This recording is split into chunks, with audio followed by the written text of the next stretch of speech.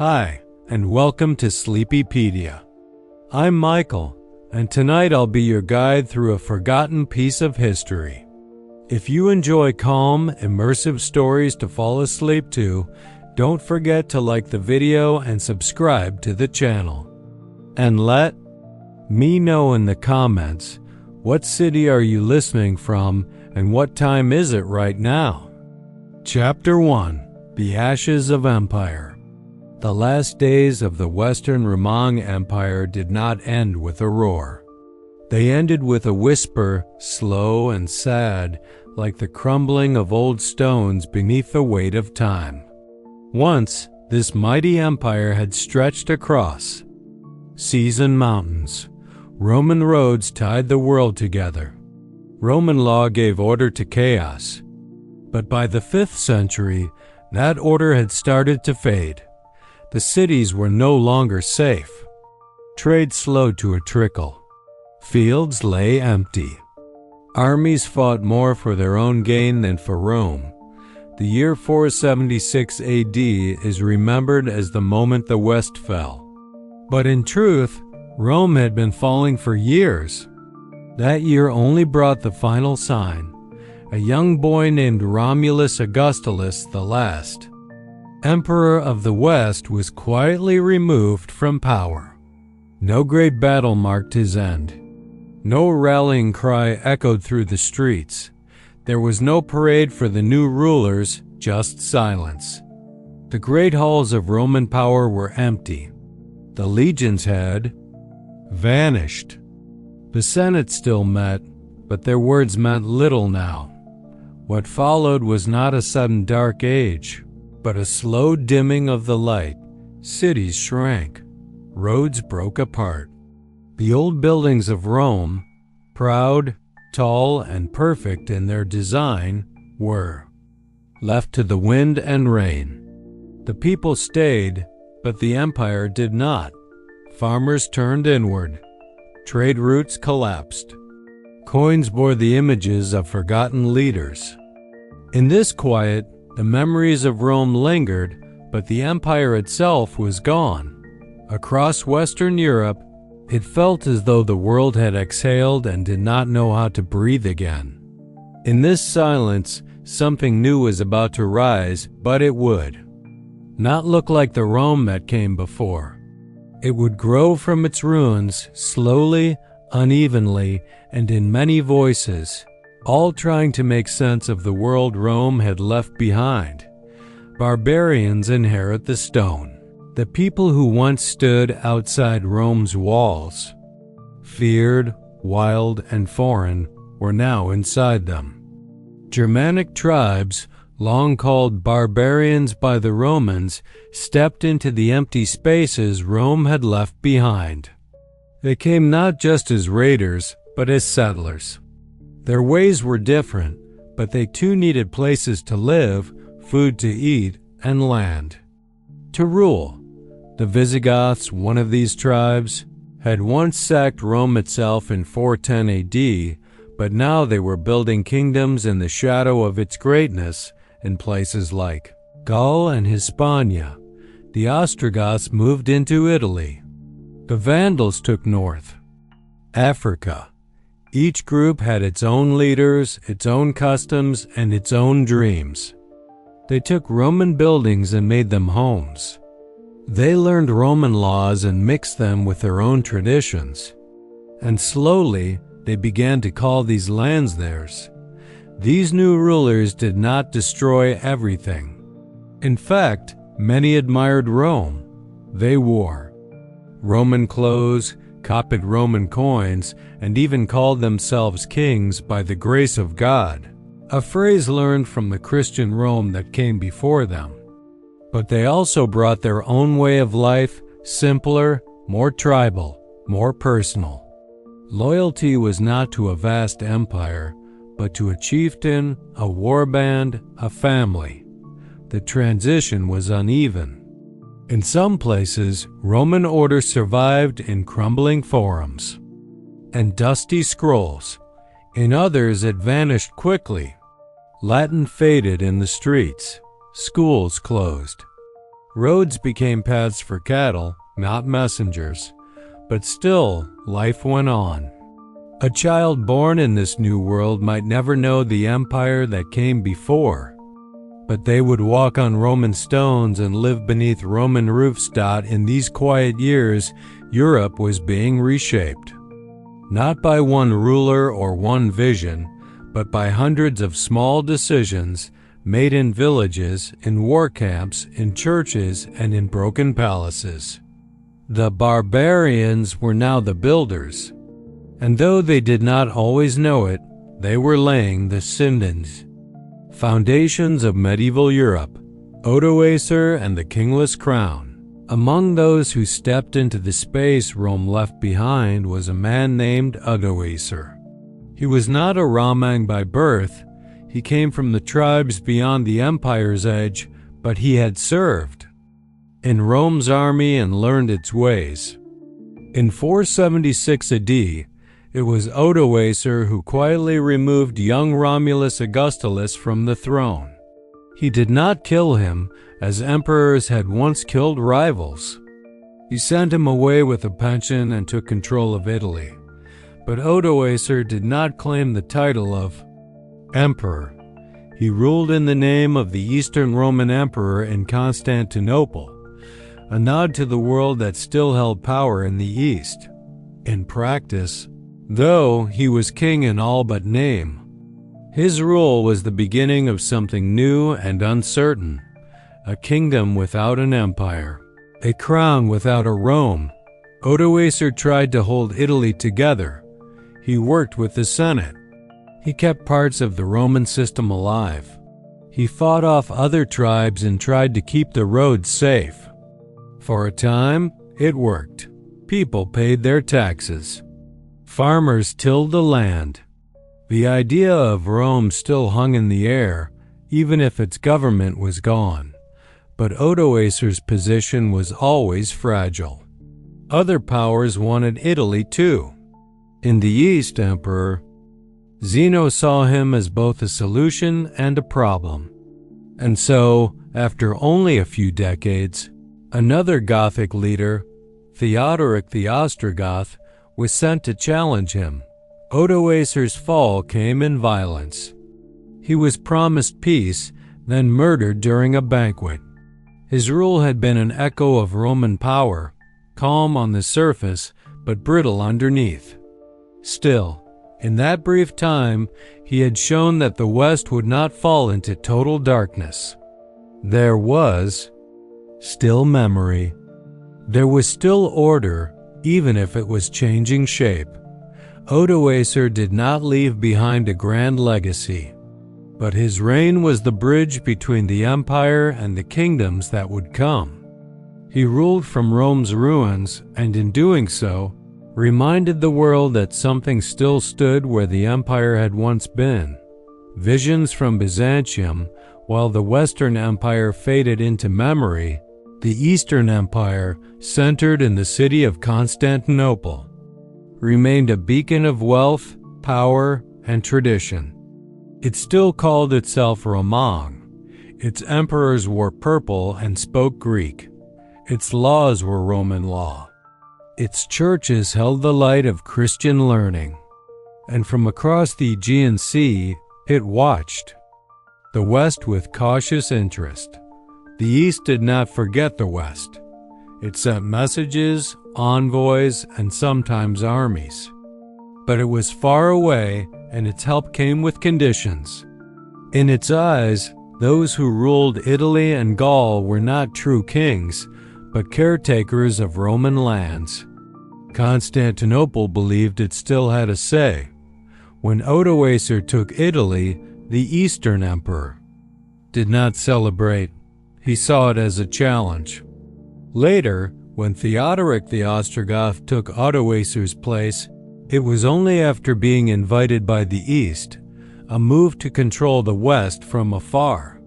Theodoric would rule Italy, but in the name of the emperor. At least, that was the plan. But visions from Byzantium did not always match reality. The West was no longer a land of governors and legions. It had become a patchwork of warlords, bishops, and kings. The Eastern Empire might have the wealth of the Old World, but it could not force the West to return to its past. Still, Byzantium's influence lingered. Its coins were copied, its laws studied, its Christianity spread. And in times of crisis, Western rulers still looked east for guidance or for recognition. Being seen by the Emperor of the East gave their rule a sense of legitimacy, but as centuries passed, that link would stretch thin. The two halves of the old empire were drifting apart in language, in faith, and in vision. The East dreamed of order restored.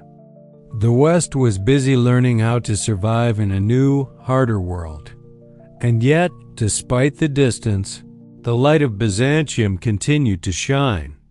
It was a reminder that Rome had not fully died.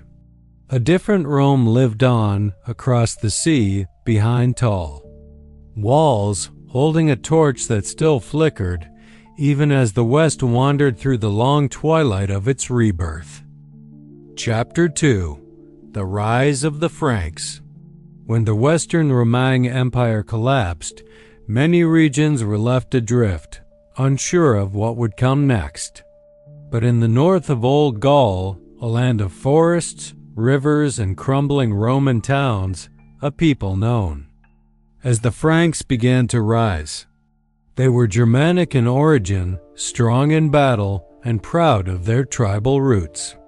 Yet they also lived among Roman ruins. They walked on Roman roads and heard Latin spoken in market stalls and churches. In this mix of past and present, a new power slowly began to grow. At the center of this shift was a man named Clovis. He was not the first Frankish leader, but he would become the most important. Young, bold, and ruthless, Clovis ruled with the force of his sword and the weight of his will. By the end of the 5th century, he had already begun to unite the many Frankish tribes. He defeated rivals one by one, absorbing their warriors into his growing kingdom. But it was not only conquest that would shape his name into legend. It was a choice, one that would echo across the centuries. Clovis was born into a pagan world. His gods were not the gods of Rome. They were older, rougher, wilder.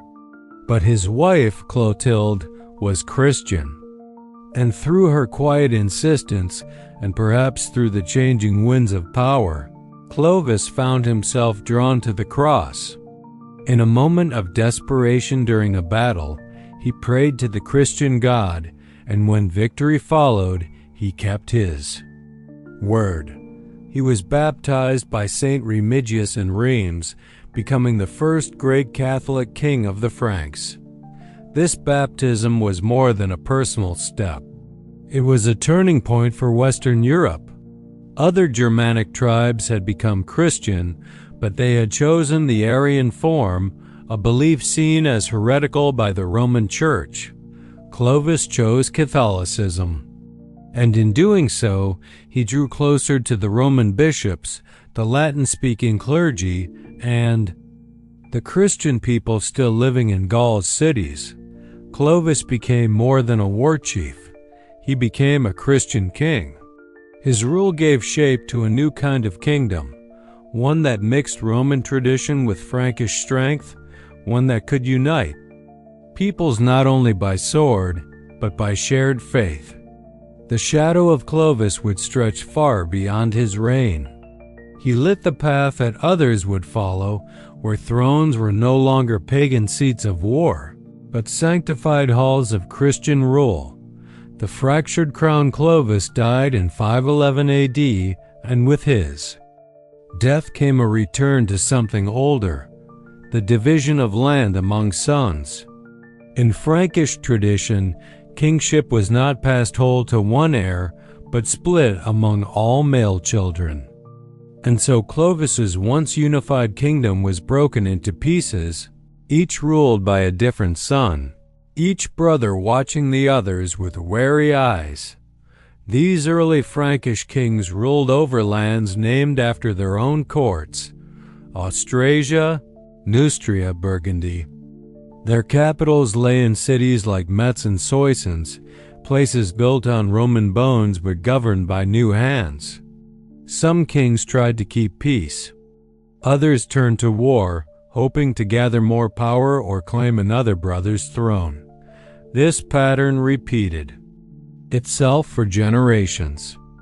Unity would come briefly under one strong king, only to be torn apart again when he died. Blood spilled often, not only on battlefields but within palaces. Assassinations, betrayals, and civil wars marked the Merovingian dynasty, named after Clovis's grandfather Merovech. Yet even in these times of division, something was growing beneath the surface. The Church, now fully entwined with Frankish life, offered a thread of stability. Bishops wrote letters and kept records. Monasteries preserved texts and taught Latin.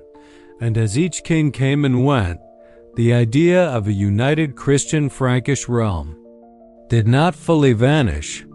It waited, like a fire beneath ash, for someone bold enough to fan it into flame.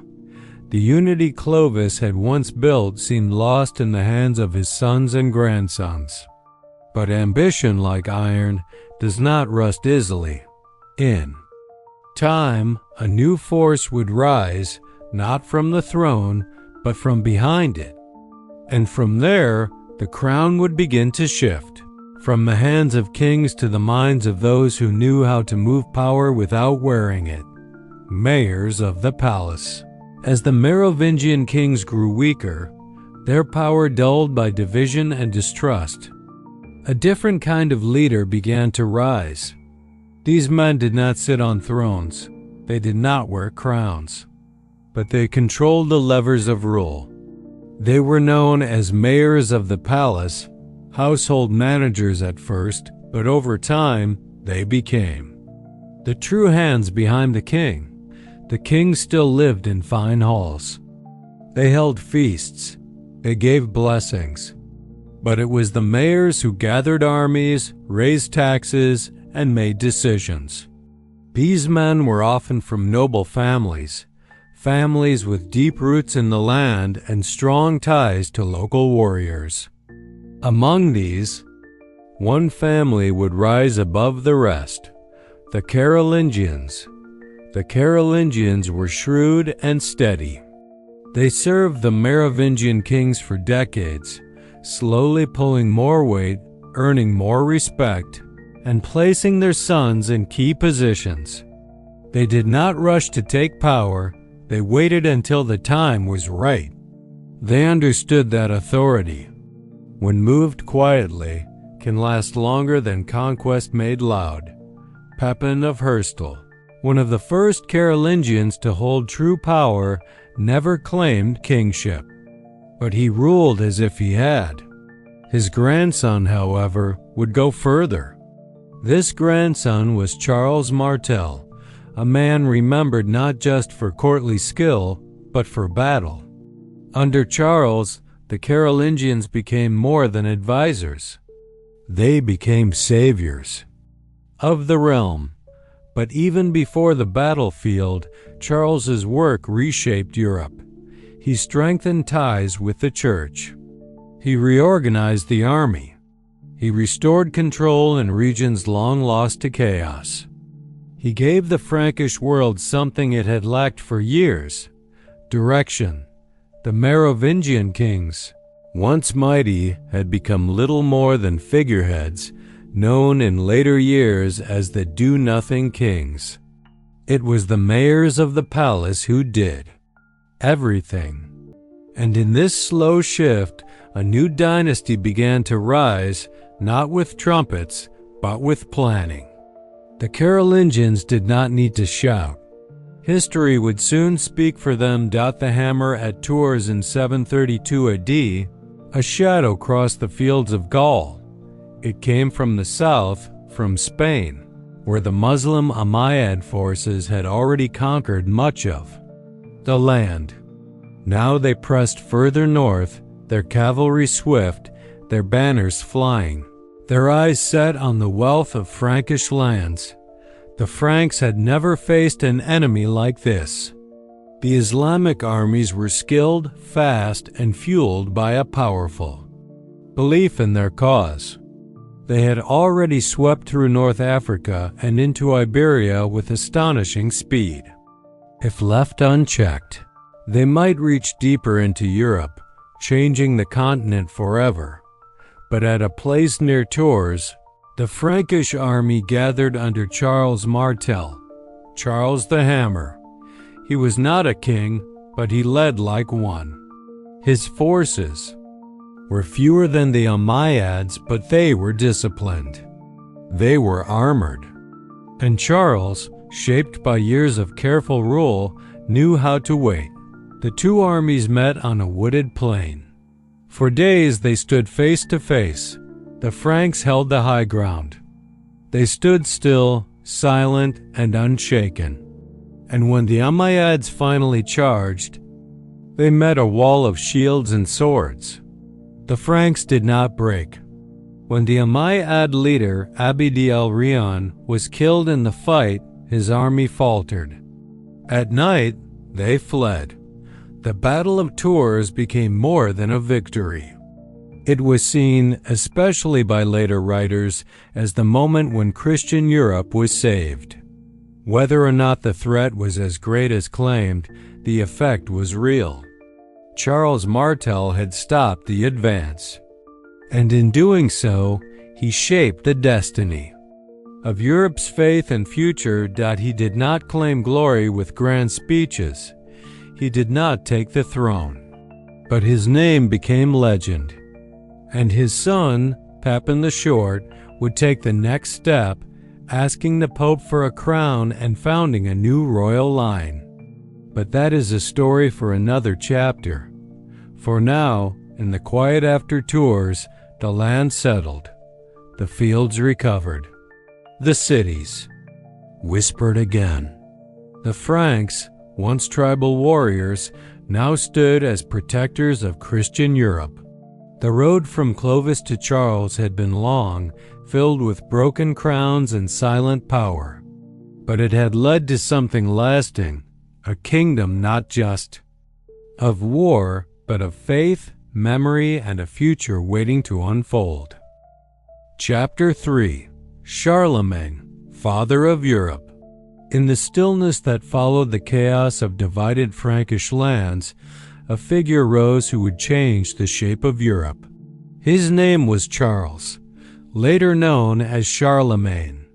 He was born into the house of the Carolingians, the same line that had once quietly ruled from behind the throne. Now they stepped forward. When Charles's father, Pepin the Short, died in 768 AD, the kingdom passed to his sons. For a time, Charles ruled alongside his brother Carloman. But fate would not allow two crowns for long. Carloman died young, and Charles stood alone, king of the Franks. From the beginning, he moved with purpose. Charlemagne was more than a warrior. No, he was that. He fought with skill, rode at the head of his armies, and faced cold mountain passes and long river valleys to secure his realm. But he was also a builder, a reformer, and a man with vision. He wanted more than control. He wanted unity. His early campaigns stretched in every direction. He marched south into Italy, where the Lombards threatened the Pope and the Church. Charles defeated them, took the Iron Crown of Lombardy, and became protector of Rome. In the west, he turned to Spain, launching attacks against Muslim forces there. These early attempts were difficult and costly, but they marked a new direction, a king not only defending his lands, but expanding Christendom itself. Charlemagne's court became the beating heart of his growing empire. He reformed the laws, using both old Germanic traditions and Roman models.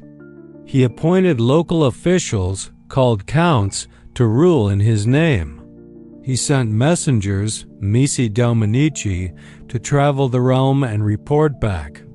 Through them, he reached even the far corners of his lands. This was not just a kingdom anymore. It was the beginning of an empire, one built not only with swords, but with structure. And at its center stood a tall, broad-shouldered king with a sharp mind and a steady hand.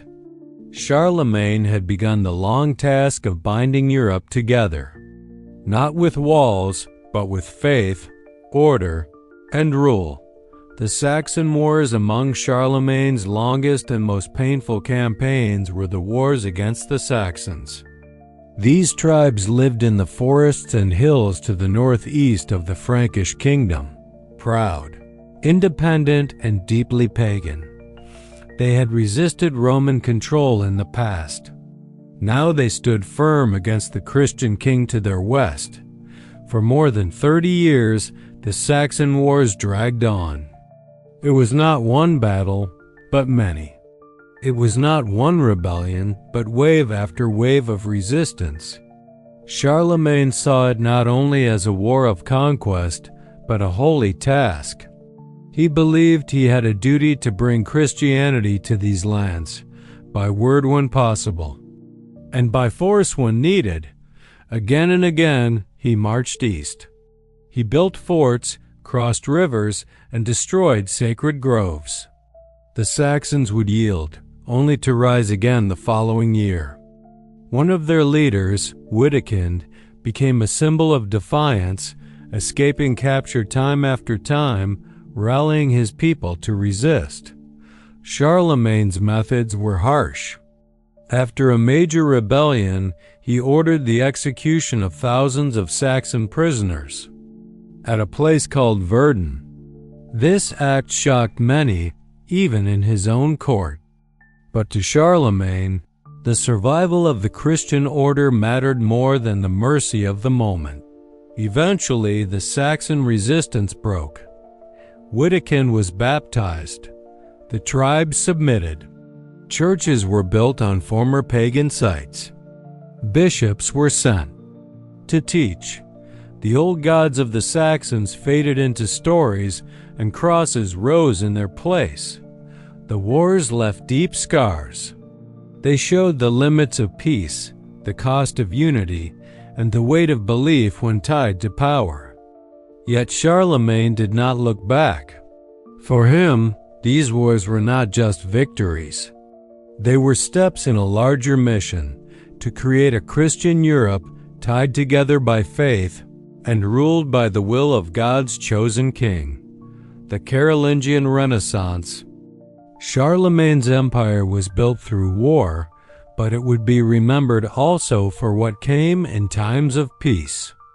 In the quiet after battle, he turned his eyes toward learning. The empire he dreamed of needed more than soldiers. It needed books, schools, and minds that could carry the light of knowledge into the future. This revival came to be known as the Carolingian Renaissance. At its heart was the royal court, a place not only of power, but of poetry, theology, and art. Charlemagne invited scholars from across Europe to join him. One of the most famous was Alcuin of York, an English monk, with a sharp mind and deep faith. Alcuin helped build a new system of education, one that taught reading, writing, and the Latin language. Charlemagne wanted every church and monastery to have a school. He believed that leaders must be able to read the scriptures. Clergy must be trained. Laws must be written clearly. And the old texts of Rome and Greece, nearly lost in the darkness, were copied carefully by hand. Monks in quiet rooms preserved them with ink and care. Art flourished as well. Manuscripts were decorated with golden letters and rich colors. Architecture began to change. blending Roman shapes with new Christian designs. Even music found new form, as chants and hymns filled the stone halls of rising cathedrals. This was not a golden age like Rome's, not yet, but it was a seed, a light in the dark. Charlemagne believed that an empire must be strong in spirit, as well as sword, and through learning, he planted roots that would grow long after his reign had ended. The Carolingian Renaissance would not last forever, but for a moment it lifted Europe's gaze upward. It reminded the world that the mind is a kingdom of its own, and that even in times of war, beauty and wisdom can still be born. Crowned on Christmas, it was a winter morning in Rome, December 25th, 800 AD. The city was cold, wrapped in fog and the soft light of candles. Inside the grand old church of St. Peter's, people gathered. Bishops stood in their robes. Nobles in fine cloaks whispered behind hands. And at the center, Charlemagne knelt in prayer. He had come to Rome not for a crown, but to restore peace. The Pope, Leo III, had been attacked and exiled by his enemies. Charlemagne brought him back, protected him, and held court to settle the matter. But on this morning, something unexpected happened, or so the story goes. As Charlemagne prayed, Pope Leo stepped forward and placed a golden crown on his head. Then, in a loud voice, he declared him Emperor of the Romans. The crowd cheered. Trumpets sounded. And in that moment, the long-dead Roman Empire, at least in name, was reborn in the West. No emperor had ruled from the West since the fall of Rome over 3 centuries earlier. Now Charlemagne stood crowned not just as king, but as emperor, a ruler blessed by the church, holding both sword and cross. The meaning of that crown would echo for centuries. It tied the church to the state. It suggested that the Pope could give or take the title of emperor, and it reminded the world that the dream of Rome had not truly died. It had changed. It had been baptized, and now it wore a Frankish face. Charlemagne returned to his palace at Aachen, where he ruled as emperor for 14 more years. He continued to govern, to build, to teach.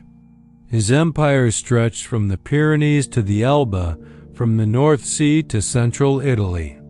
It was not perfect, but it was real. And when he died in 814 AD, he left behind more than land. He left an idea that a Christian empire could rise in the West, that law, learning, and faith could bind peoples together, that Rome could live again, not in marble, but in memory. Charlemagne was buried in Aachen beneath a simple stone, but his name would not sleep. For generations, rulers would look to him as a model. His title, emperor, would live on in the Holy Roman Empire, and in quiet churches, in bright manuscripts, in the Latin words of monks and kings, his legacy whispered still. Chapter 4. A Broken Inheritance. Charlemagne had built an empire that stretched across much of Europe, a vast, complex body tied together by law, faith, and war. But even the strongest kings cannot choose how they will be remembered. And when Charlemagne died in 814 AD, the unity he had worked to create began to unravel. Slowly and painfully, through the hands of his heirs. His son, Louis the Pious, inherited the empire whole. A gentle man, devout and thoughtful, Louis believed in rule through piety and peace. But he faced a storm far deeper than he could calm. Louis had sons, first 3, then 4, and each believed they deserved a share of their grandfather's greatness. At first, Louis tried to divide the realm carefully, giving each son lands and titles. But as ambitions grew, so did bitterness. The dream of one empire became the nightmare of many thrones. By the 830s, civil war tore through the heart of the empire. Brothers raised armies against each other. Fathers fought sons. Alliances shifted like sand. Across the empire, the people, who had once prayed for peace, now watched fields burn and cities turn to stone. It was not the invasion of an enemy that undid Charlemagne's work, it was the pride of those meant to carry it forward. In 843, the struggle ended, not in triumph, but in compromise. The Treaty of Verdun divided the empire into 3 parts, each ruled by a grandson of Charlemagne. It was a moment that changed the shape of Europe forever. The empire of old was now 3 kingdoms, bound by blood but drifting apart. The center could not hold. And from its cracks, the medieval world began to rise. East and west, the Treaty of Verdun carved Charlemagne's empire into 3 unequal parts. To the east lay East Francia, given to Louis the German. To the west was West Francia, ruled by Charles the Bald. In the middle stood a strange strip of land, Middle Francia, stretching from the north sea through the Low Countries, Burgundy, and down into northern Italy. This middle realm was granted to Lothair, the eldest brother, who also held the imperial title. These lands had once been one body. Now they were 3, each with its own rhythm and heartbeat. East and West Francia would one day become the roots of modern Germany and France. But at the time, they were still shadows of a shared past, struggling to find their own shape. In the east, Louis the German governed a land of forests, tribes, and shifting loyalties. His rule leaned on local nobles, dukes and counts who held real power in their regions. In the west, Charles the Bald faced similar challenges, balancing between church and aristocracy. Neither brother could afford to rule like Charlemagne had. The empire had fractured. Now kings had to negotiate, plead, and sometimes bow to the power of local lords. Middle Francia, the stretch ruled by Lothair, proved the most unstable. Its lands were rich but scattered, hard to defend and harder to hold. Lothair tried to rule as emperor, hoping to keep the idea of the old empire alive, but without true unity, his title meant little. After his death, Middle Francia crumbled into smaller realms, Lotharingia, Burgundy, and northern Italy, names that would shift and change over the centuries, but always carried the trace of their imperial birth. The sons of empire had become strangers. Their borders hardened. Their alliances shifted. What had once been a united Christian realm was now a map of ambition and inheritance. Europe was no longer one empire. It was many kingdoms, each writing its own story in the margins of Charlemagne's fading dream. Hungarian hooves as the grandsons of Charlemagne struggled to hold their kingdoms. A new sound stirred in the east, the thundering of hooves, the cry of horns, and the sudden rush of fear. From the distant plains beyond the Carpathian Mountains, a people known as the Magyars, later called Hungarians, began to move into the heart of Europe. These were riders unlike any seen before. Swift, silent, and deadly, they struck without warning, their bows bent with fierce precision. Their horses moved like wind across the open land. The Magyars did not come to conquer. They came to raid, to strike fast, gather riches, and vanish before armies could respond. Villages burned in silence. Churches were emptied. Monasteries, Once places of peace became places of panic. The Magyar raids reached into East Francia, down into Italy, and even touched the Western realms. No road was safe. No wall seemed high enough. Their arrival reminded Europe that danger still came from the edge. Charlemagne had fought the Saxons and subdued the Lombards, but new threats always waited beyond the mountains. The Magyar raids echoed the terrors once felt in Roman days when the Huns rode west and cities trembled. For decades, the Magyars moved with freedom. No kingdom was strong enough to stop them. The old imperial unity that might have answered such a threat was gone. In its place were kings unsure of their neighbors and lords who cared more for their castles than the realm. Eventually, resistance grew. Local forces began to organize. Fortresses were built with stone, and armies learned to adapt.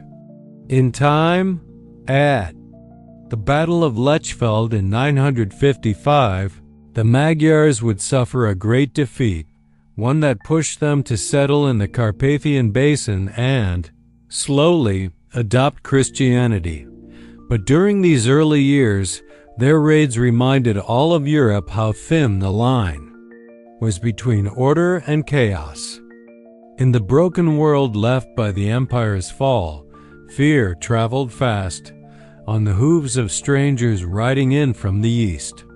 A fading light as the 9th century drew to a close, the dream of empire grew dim.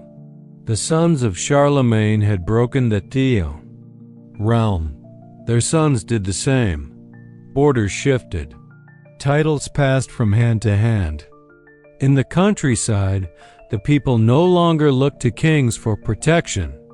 They looked to those nearby, to lords with swords, to barons with walls, to men who could promise safety in exchange for service.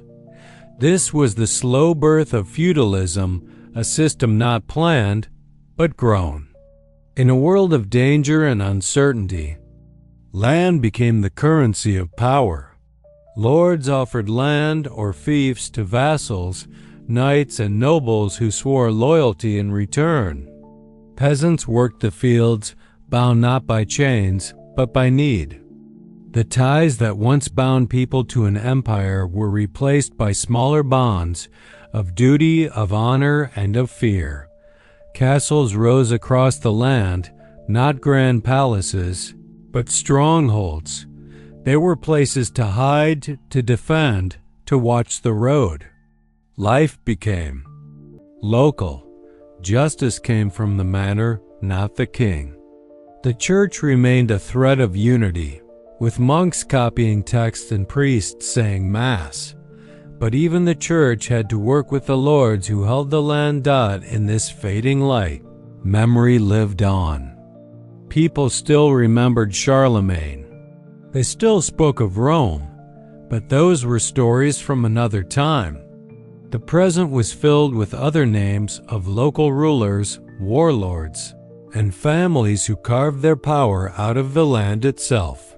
Europe had not fallen into chaos, but it had changed. The wide roads of empire were now narrow paths between villages. The crown had not vanished, but it no longer shone as it once did. Instead, it sat uneasily atop heads that bowed to no emperor. And yet, from this quiet reshaping, something new would come. For in the silence of broken order, in the rhythm of village bells and castle horns, the Middle Ages began to breathe. A long night was settling over Europe, but it was not without stars. Chapter 5: Monks and Manuscripts. While kingdoms rose and fell, while kings traded crowns and borders blurred with blood, another kind of world was taking shape, not in castles or battlefields, but behind quiet stone walls. This world had no armies, no thrones, no riches. And yet, it would shape the soul of medieval Europe. Its architects were men and women in simple robes, walking slowly through cloisters, speaking little and praying often. They were monks. At the heart of their way of life stood a single text, the Rule of Saint Benedict. Written in the 6th century by a man named Benedict of Nursia, it offered more than just guidance. It gave form to a life built on simplicity, order, and devotion. The rule was not meant to be harsh or extreme. It was measured, gentle, balanced. Benedict understood the human heart, its pride, its laziness, its longing. So he designed a rhythm. Monks would pray at set times, work with their hands, read sacred texts, and sleep in modest rooms. They would not speak unless needed. They would eat simply, dress plainly, and obey their abbot as they would obey Christ. Silence was not emptiness, but a kind of listening. Labor was not toil, but worship. Obedience was not weakness, but strength given to a higher cause. In a world shaken by war and hunger, this life offered something rare: peace. Monasteries that followed the rule of Benedict began to spread.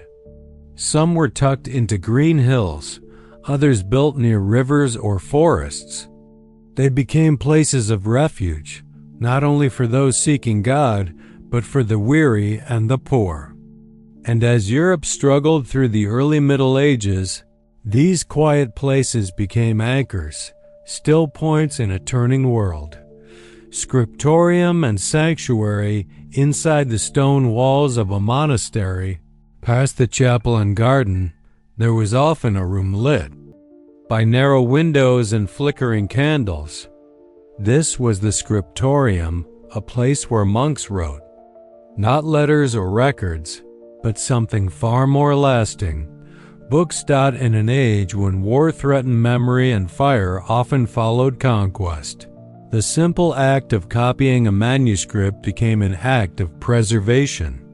The monks did not write their own thoughts.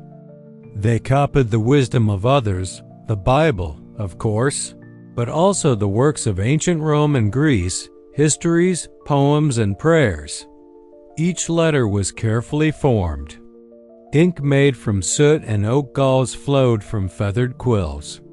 Pages of parchment, scraped smooth from animal skins, were slowly filled with words. It was slow work, sometimes taking months to complete a single book. But the monks did not rush. Time to them was not measured in days, but in devotion.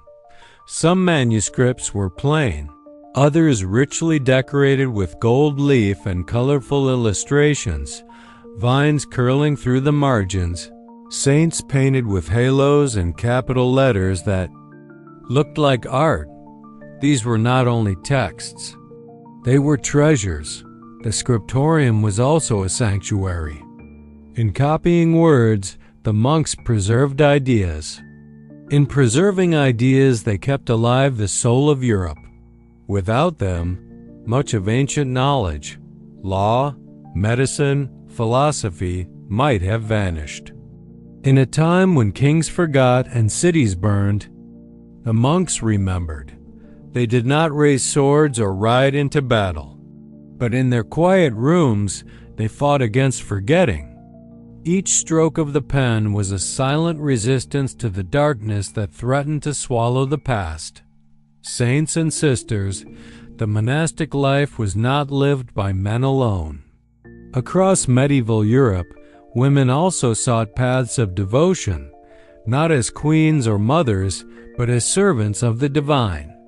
These women became nuns, abbesses, and founders of convents, shaping their own sacred spaces in a world often ruled by men.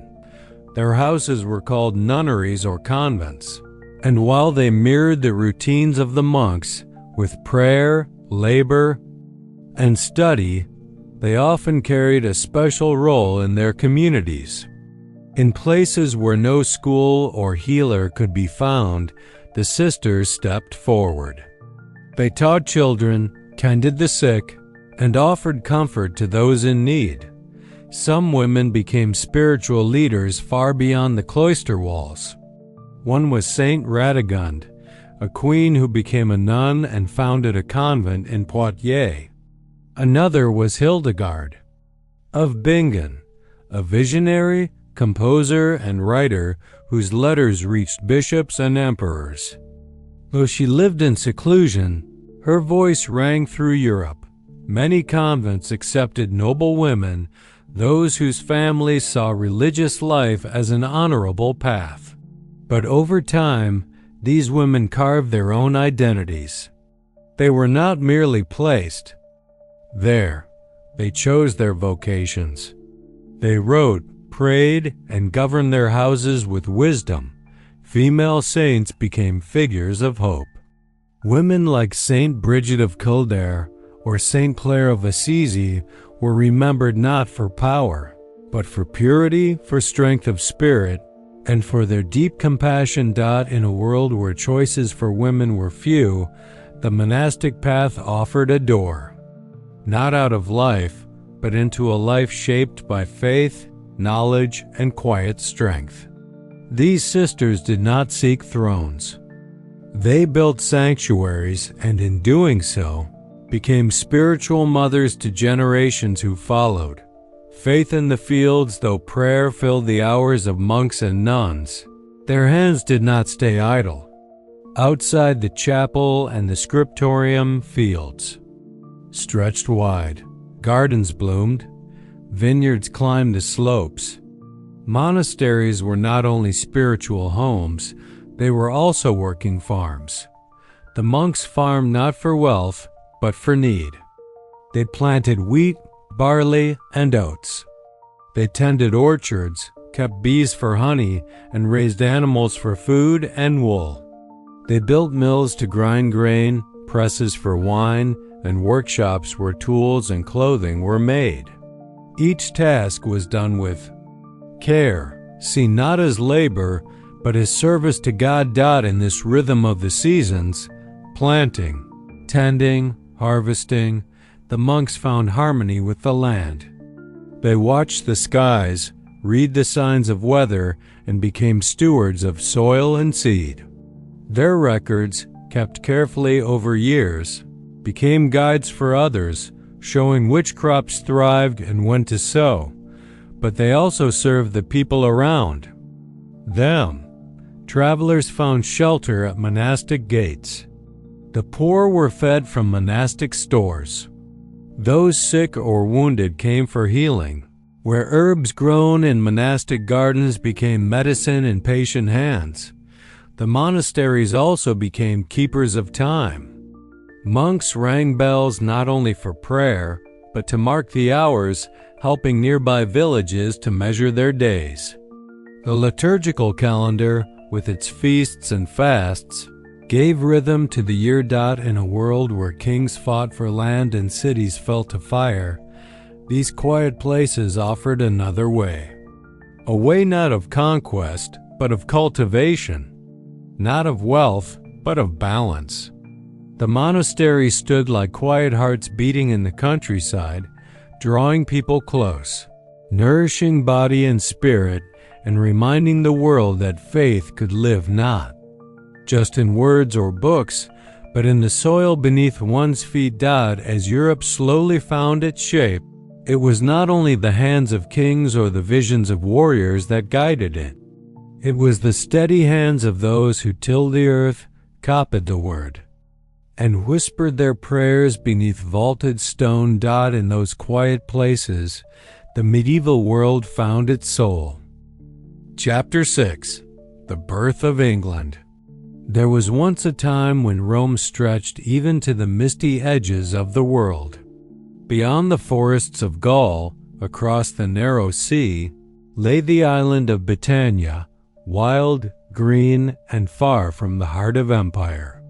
For nearly 4 centuries, Roman soldiers guarded its roads, built its towns, and watched the tides roll in from the north.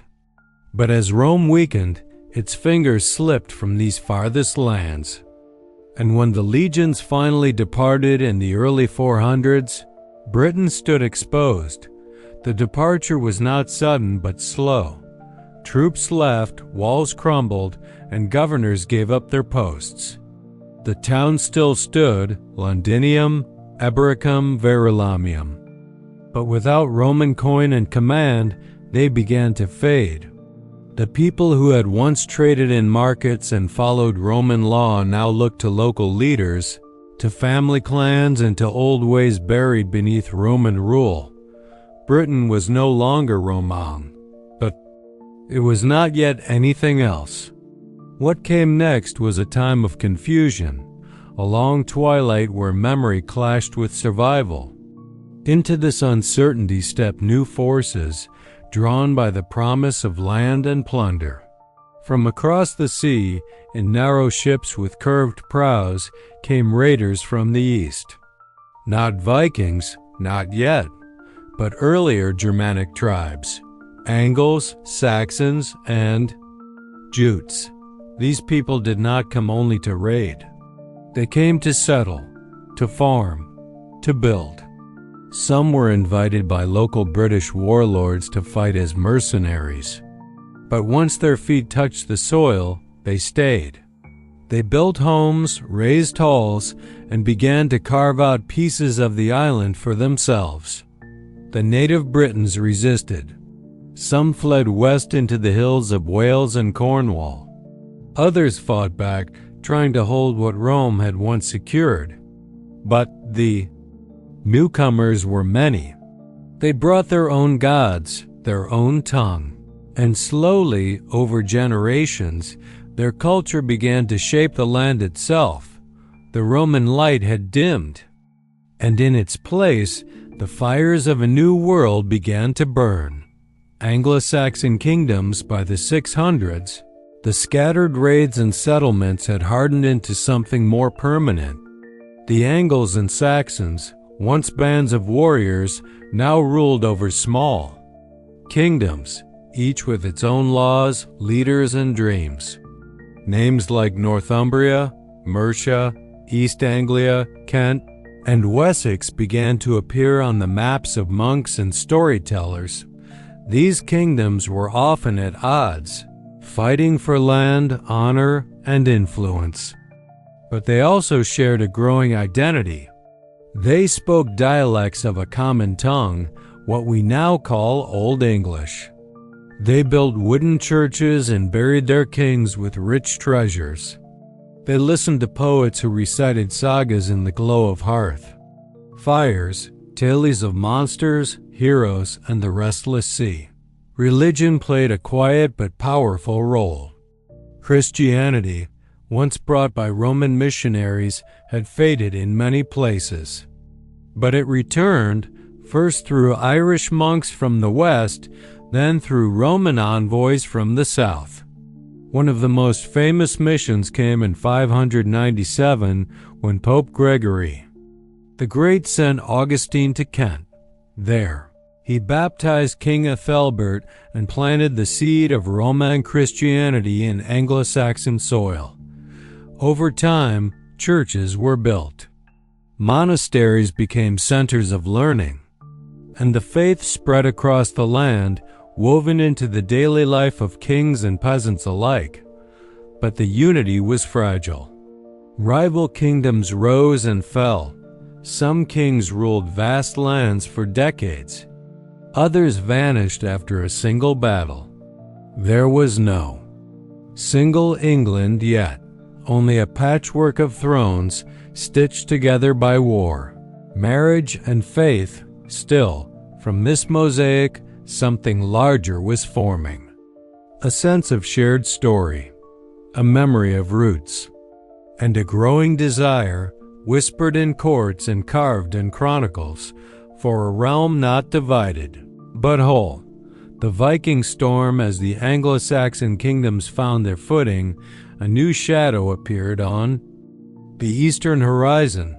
Long ships cutting through the dawn mist, bearing warriors from the north. The Viking Age had begun. The first recorded raid struck in 793 at the monastery of Lindisfarne. The attack was swift, brutal, and unexpected. The monks, who had spent their days in prayer and study, were slaughtered. Their treasures were taken. Their holy books, if not burned, were scattered to the wind. The shock was felt far beyond the island, a warning that a new and violent chapter had begun. The Vikings came from Norway, Denmark, and Sweden. They raided not only for gold, but for land. At first, their attacks were quick and coastal. But as years passed, they sailed deeper inland, using rivers as highways. They struck monasteries, towns, and royal courts. Kings fell, lands burned, people fled. But over time, raiding gave way to settlement.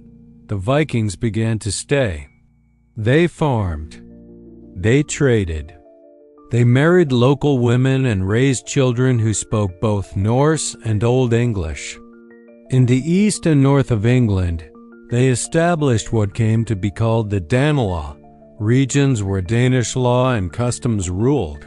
This was not only a time of fear, but of change. Cultures mixed. Place names shifted.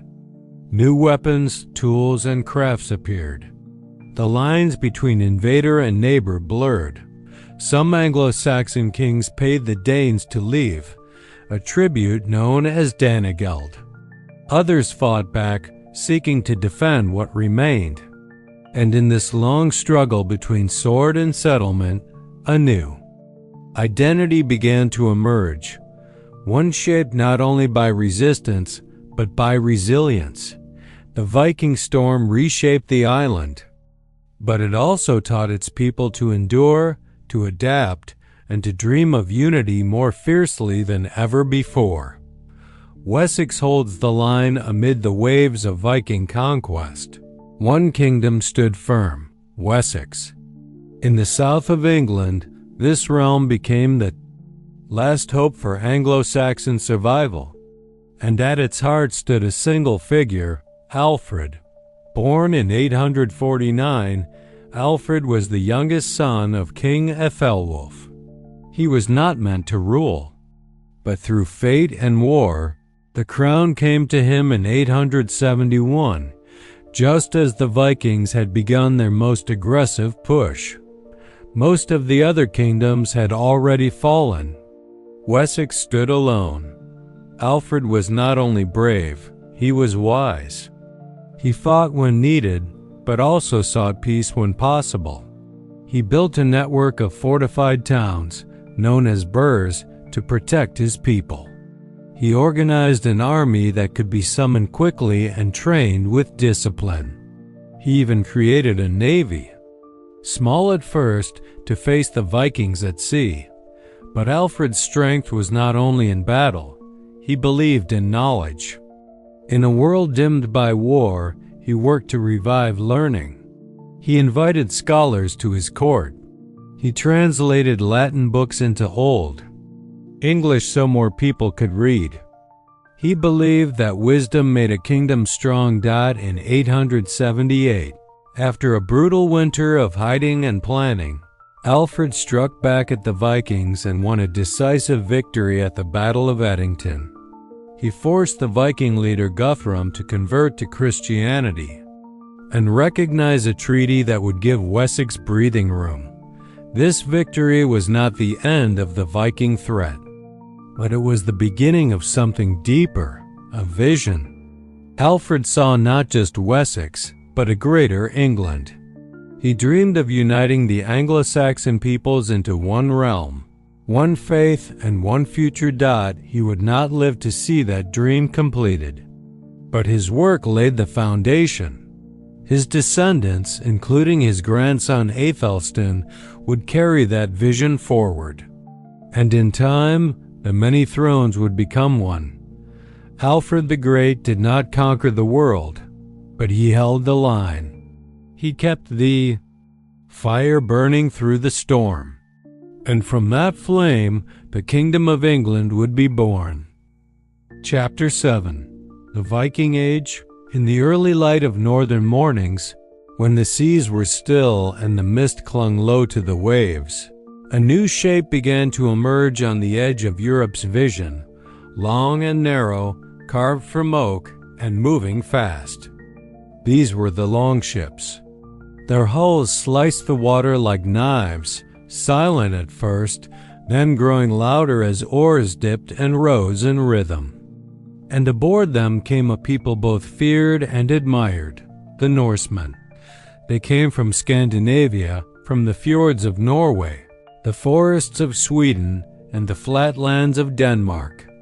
These were not unified nations, but networks of clans, chieftains, and farmers who knew the sea as well as they knew the land. Harsh winters shaped their lives. Long nights made them storytellers. And the sea gave them not only food, but a path to something more. The longships were more than just boats.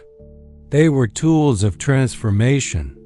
With shallow keels they could slip up rivers and land on beaches where no defenses waited.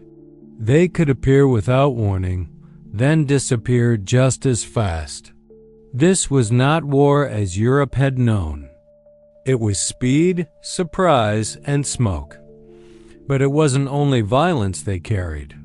The Norse brought curiosity, trade, and a hunger for exploration. They mapped coastlines, exchanged goods, and listened to the tongues of faraway lands. To some, they were merchants. To others, invaders. And to many, they were simply mystery, strangers who arrived from the sea. Like thunder wrapped in fog dot as the 8th century gave way to the 9th, the horizon changed. Villages no longer watched the forests. They watched the waves. Lindisfarne and beyond, the year was 793. On the northeast coast of England, the small monastery at Lindisfarne rested on a low island, peaceful, remote, and sacred. Here, monks lived by the rhythm of prayer and tide. They copied holy texts by candlelight. They sang psalms to the sea breeze. The outside world, with all its troubles, seemed distant. Then the longships came. The raid on Lindisfarne was not just an attack. It was a wound. The monks were killed or taken. The church was plundered. Sacred relics were stolen or shattered. It wasn't the first Viking raid, but it was the first to strike the soul of Christian Europe so deeply. The shock rippled far beyond the island. To many, it felt like the end of the world. If even a holy place like Lindisfarne could fall, what was safe? But the raiders did not stop there.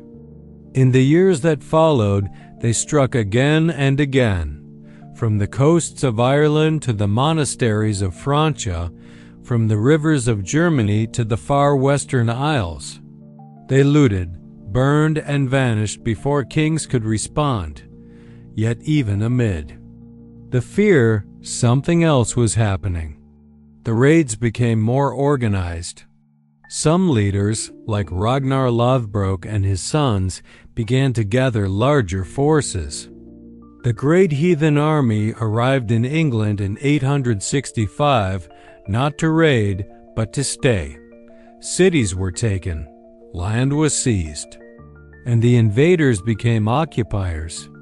What had begun as scattered terror was becoming a campaign, one that would reshape not only borders but the very structure of medieval Europe. The sacred had been shattered. Now the struggle would be for survival, and then, unexpectedly, for shared futures. Danelaw and diplomacy. By the late 9th century, Viking influence had taken root across large parts of England. The lands in the east and north fell under Norse control, and this region came to be known as the Danelaw, a realm governed by Danish law, customs, and kings. It was a land of both war and compromise. Not all battles were fought with swords. After years of conflict, many Viking leaders chose negotiation over endless war. Treaties were signed with Anglo-Saxon rulers. One of the most famous came under Alfred the Great, who brokered a division of England, the south and west for the Saxons, the east and north for the Danes. Within the Danelaw, Norse settlers built new towns or expanded old ones, York, called Jorvik, Nottingham, and Lincoln among them. These towns became centers of trade, weaving together threads from Ireland, France, and Scandinavia. Markets buzzed with goods and voices from many lands. Silver coins bore new names. Laws were spoken in both tongues, and something else began to change: belief. Many Norse remained true to their old gods, Odin, Thor, and Freya. But over time, especially among leaders, conversion to Christianity began. Sometimes it was sincere, sometimes political. But the cross slowly replaced the hammer. Churches were built. Priests baptized Viking children. And Norse kings stood godparents to Saxon heirs. This mixing of faith and culture created something new, a hybrid world where warrior and farmer, raider and monk, Saxon and Dane lived side by side. It was not always peaceful, but it was no longer only war. It was a turning of the tide. The Norse, once feared as destroyers, were becoming part of the story they had once threatened to end out, and in that story, a strange truth took root. The ones who came to burn now helped rebuild. The Norse legacy long after the last longship was pulled ashore, the Norse legacy remained not just in books or ruins, but in the very texture of European life. The Vikings left behind more than scars. They left behind roots. Their names are still spoken, not just in legend, but in places. Towns ending in by or thorp carry the echo of their settlements. The English language holds their words sky, knife, husband, window. Even the days of the week remember them. Thursday for Thor, Wednesday for Odin. Bloodlines, too, were left behind. Across England, Ireland, and parts of France, descendants of Viking settlers became nobles, merchants, and kings. In Normandy, a name that means land of the Northmen, Norse raiders settled and became French-speaking lords. From that very land would rise William the Conqueror, whose 1066 invasion of England would change history once again. The Norse spirit of exploration also lived on. From Iceland, they sailed even farther west. Greenland was settled. And around the year 1000, Leif Erikson reached a new world, a land he called Vinland, far across the Atlantic, but perhaps the most lasting legacy was cultural. The sagas told in smoky halls, the sense of honor and loyalty, the fierce love of land and sea. These values shaped the character of the medieval North. Europe had not only survived the Viking Age, it had been reshaped by it. The raiders had become rulers. The outsiders had become kin. And in quiet villages and busy ports, their influence could still be felt, not in fear, but in the everyday rhythm of life. The longships no longer came, but their shadows still stretched. Across the shores, soft now, like the morning tide, reminding the world that even the stormiest arrivals can leave behind calm and lasting roots. Chapter 8, Normandy rises. On the northern shores of France, where rivers cut inland and the salt of the sea lingers in the wind, a new power began to stir. But this power did not rise from ancient bloodlines or royal decree. It came from the sea, on longships carried by warriors who had once been feared as raiders. These were Norsemen Vikings whose sails had haunted the coasts of Europe for decades. And among them was a leader named Rollo. In the early 900s, Rollo's men sailed up the Seine, their presence sharp and unrelenting. They besieged towns, took lands, and forced the hand of Charles the Simple, the king of West Francia. The king could not stop them, but he could strike a deal, and so, in 911, a bargain was made. In exchange for land, Rollo would swear fealty to the king, defend the realm from other raiders, and convert to Christianity. In a ceremony that some say saw Rollo refuse to kiss the king's foot, a moment retold with both humor and gravity. The Viking chieftain became the Duke of Normandy. This land, once Romang and then Frankish, would now belong to a Norse warlord turned French noble. The name Normandy itself meant land of the Northmen. And from this agreement, a new story began, one where former enemies became protectors, where the wildness of the sea was shaped by the order of the court. Rollo took his place not only as a duke, but as a founder. His lineage would carry power for generations, mixing Norse fierceness with Frankish structure. And in that blend, Normandy would rise, a region neither fully Viking nor fully French, but something entirely its own. A new kind of lord. The Normans descended from Vikings, but shaped by French custom, quickly became a force unlike any other in Europe. In their new home, they did not remain raiders. They became rulers, sharp, ambitious, and disciplined. And under their guidance, Normandy transformed. Dukes like Rollo's descendants, especially Richard I and Richard II, built more than armies. They built a culture. They encouraged monasteries, sponsored churches, and promoted learning. Latin replaced Old Norse in the court.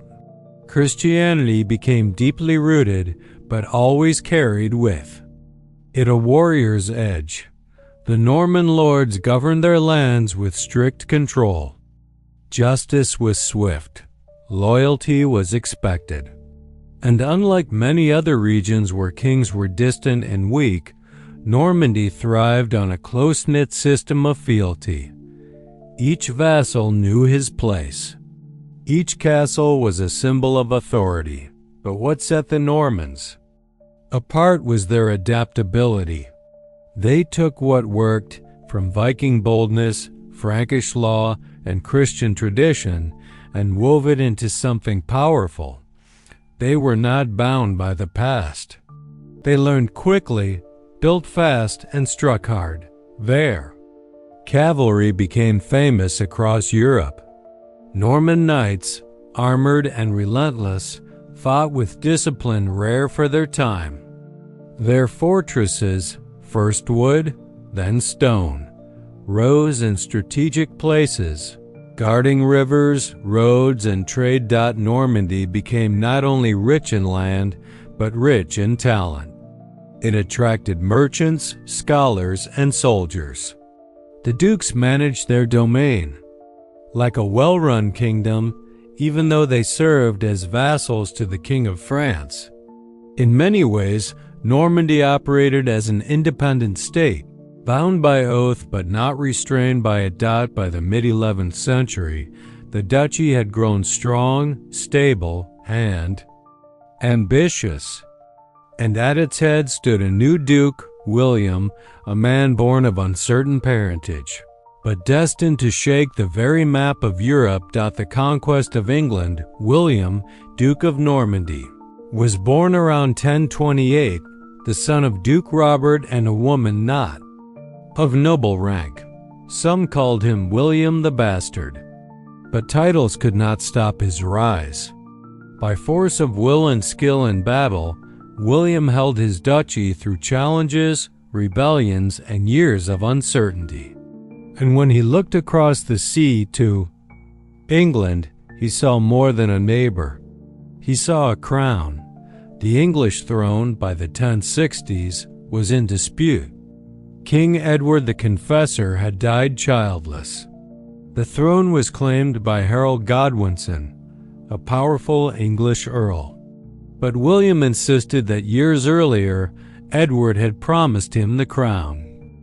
More than that, William claimed Harold had once sworn to support him, a promise made while shipwrecked, and taken to Normandy. With the Pope's blessing and his knights at his side, William gathered a fleet. In 1066, he crossed the English Channel.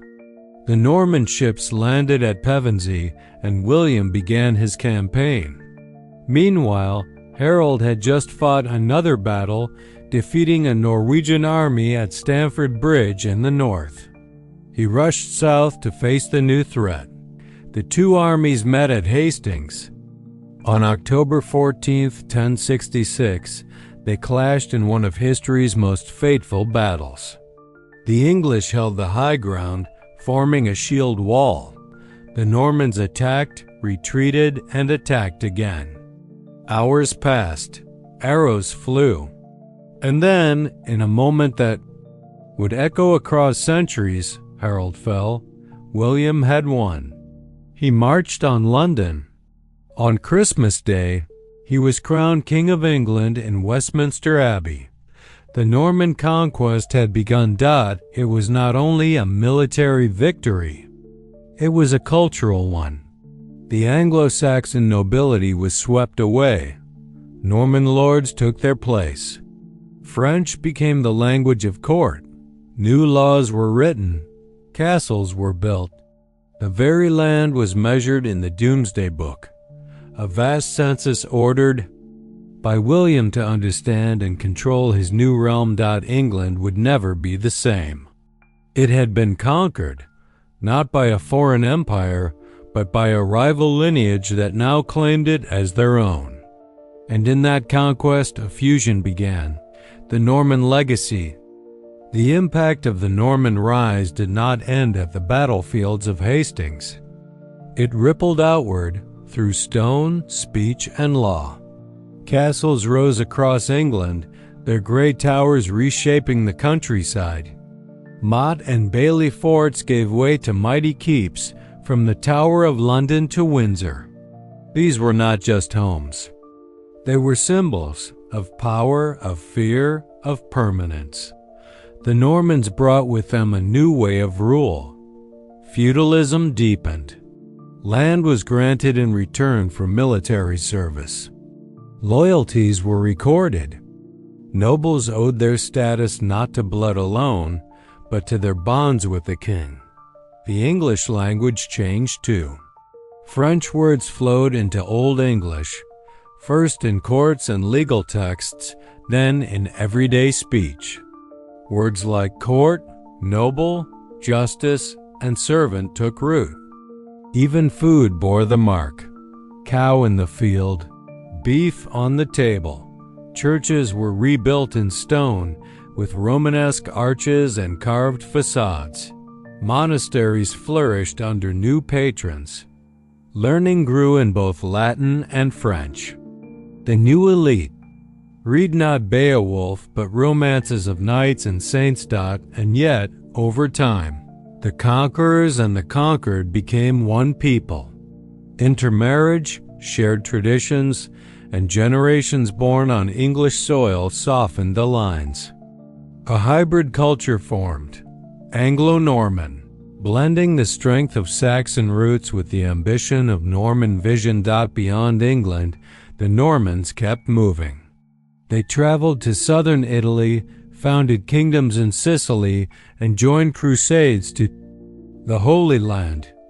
Wherever they went, they built and ruled with boldness. But Normandy remained their heart. From a Viking chieftain's bargain came an empire of lords, kings, and legacy. Their rise was swift, their mark deep, and in the soft winds that move through Norman keeps and English hills alike, one can still sense their presence, carved in stone, whispered in words, and carried in the stories that shaped the medieval world. Chapter 9: Feudal Threads. As the grand empires of old gave way to smaller kingdoms, and kings struggled to rule lands too wide to see in a single lifetime, a different kind of system took shape across Europe, not written in parchment or declared in marble halls, but whispered through loyalty, bound by land, and passed down in custom. This was feudalism, a web of power tied not to a central throne, but to the soil beneath one's feet. At its core stood a simple idea: land in exchange for loyalty. The king, often distant and unsure, would grant large pieces of land, known as fiefs, to powerful lords. In return, those lords promised service, but the bond did not stop there. Each great lord might divide their fief into smaller parts, offering them to lesser lords or vassals. And so the web grew, layered and knotted, a network of oaths where everyone had someone above them and someone below. These relationships were not only practical, but deeply personal. A vassal would kneel before his lord, place his hands in the lord's palms, and swear fealty, promising to serve in war, offer counsel, and stand loyal. In return, the lord would protect his vassal, provide justice, and ensure his rights. It was less about written contracts and more about trust, tradition, and honor. But this system, woven through custom, could also bring conflict. If a lord broke his promise, or if a vassal rebelled, the entire thread could snap. Power became local, defined by whoever held the land and could defend it. Kings ruled in name, but real power often lived in castles, on manors, or at the end of a sword. Feudalism was not planned, it was shaped by need. In a world without fast travel or clear borders, trust had to be close. And land, fertile and fixed, became the currency of survival. The manor's rhythm beneath the lords and knights. In the villages and fields of Europe, life followed a different rhythm, one set not by courts or politics, but by the seasons. This was the world of the manor, the heartbeat of medieval life. The manor was more than just a house. It was an entire community. At its center stood the Lord's Hall or castle, a symbol of protection and authority. Around it spread farmland, pastures, mills, and peasant homes made of wattle and daub. Everything needed to survive was grown, made, or traded nearby. Few people traveled far. The manor was their world. Most who lived there were peasants. Some were free, but many were serfs, tied to the land by birth. They could not leave without permission. They owed labor to their lord, working his fields, tending his animals, repairing his roads.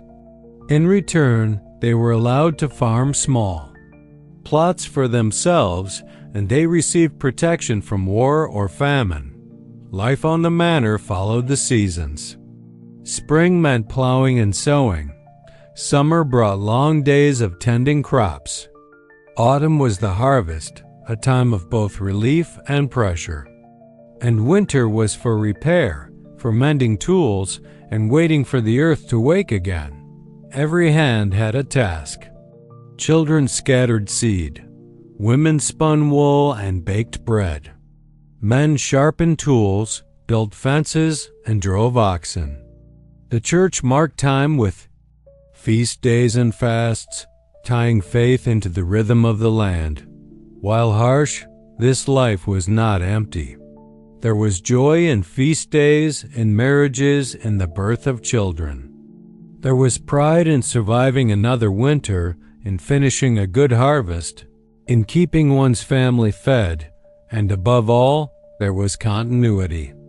The same fields tilled by a father would one day be tilled by his son. The manor was not just a place.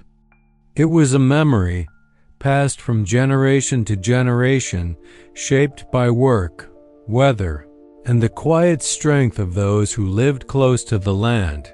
Knights and codes above the fields, across the high roads and castle walls, rode the knights, armored. Figures who became the symbol of medieval warfare, status, and honor. But the truth behind the steel was both more complex and more human than legend often tells. Began as mounted warriors, elite soldiers who trained in sword, lance, and shield. Raised from noble families, they were sent as boys to serve. In other lords' households, there, they learned not only how to fight, but how to serve, cleaning, learning manners, and watching their elders. When they were old enough, a squire could be dubbed a knight, often in a grand ceremony. With a sword touched to both shoulders and oaths sworn before witnesses, he rose not just in rank, but in responsibility. Knights were expected to uphold the ideals of chivalry, a code that valued bravery, loyalty, honor, and the protection of the weak. But ideals and reality often diverged. Many knights were as brutal as the times demanded. They fought in feuds, raided villages, and enforced their will with iron. Yet others took their vows seriously, defending churches, aiding pilgrims, and striving to live with virtue. Tournaments gave them another stage. These were mock battles, full of pageantry and danger, where knights could test themselves, gain fame, and win prizes. They also served as training for real war, which was never far away. As time passed, the image of the knight grew into myth, a blend of truth and tale. Poets sang of courtly love, of brave champions saving damsels, of perfect knights on holy quests. Names like Lancelot, Roland, and Gawain filled stories told in firelit halls. Yet behind the song stood real men, flawed, noble, proud, and fierce, who rode not only for glory, but for duty, survival, and the bond of feudal oath. In their armor was written both the violence of the age and its yearning for order. Women in the feudal web, in a society ruled by land and loyalty, the role of women was shaped by birth, law, and opportunity, often constrained but never silent. Behind stone walls and within candlelit chapels, women found ways to influence, govern, and endure. Noble women especially held power in the shadows. When lords went to war or rode to court, their wives managed estates. They oversaw harvests, settled disputes, guarded the household. In times of crisis, some even led defenses, rallying servants and soldiers alike. Marriage was a key tool of politics. Daughters were married to seal alliances, expand territory, or end feuds. But some women wielded this system with care, ensuring their children's futures, guiding their husbands, and building networks of kin and loyalty. Queens, abbesses, and noble widows could hold significant power. Figures like Eleanor of Aquitaine, who ruled lands and influenced kings, or Hilda of Whitby, who led a great monastery, showed how women could shape the course of history even in a male-dominated world. In the countryside, peasant women bore equal burdens. They worked the fields, raised children, managed food and cloth. Their labor was vital, their voices part of village life. Though their names are often lost, their hands shaped each season's survival. The church both limited and elevated. Women, nuns could escape marriage, pursue learning, and lead holy lives. Female saints inspired devotion.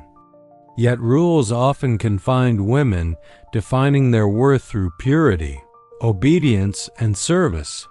Still, within these rules, many carved out quiet realms of strength. Through prayer, through wisdom, through daily care, they left marks deeper than records can show.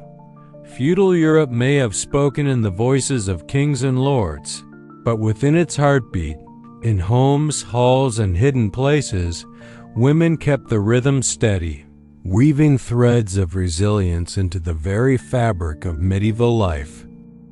Chapter 10. The Power of the Church. In the early days, Christianity was a faith of the shadows, whispered in homes, written in secret letters, passed from heart to heart beneath the gaze of Roman might. The martyrdom of Peter, said to have been crucified upside down in Rome, planted something deeper than grief. It planted a throne, not of marble, but of memory. For Peter had been the rock, the first disciple to declare Christ the Son of God. Over the centuries, this memory would be shaped into authority. By the early medieval period, the Bishop of Rome began to be called the successor of Peter. From simple shepherds of the flock, popes began to carry the weight of a crown, not only in spirit, but in power. As Western Europe fell into chaos. After Rome's fall, one thing remained: the Church. While kings came and went, while borders shifted and languages clashed, the Roman Church held firm. And with each generation, its power grew. By the 8th century, the Pope no longer simply served the faithful, he anointed emperors. When Pope Leo III crowned Charlemagne as Holy Roman Emperor in 800 CE, it was a turning point.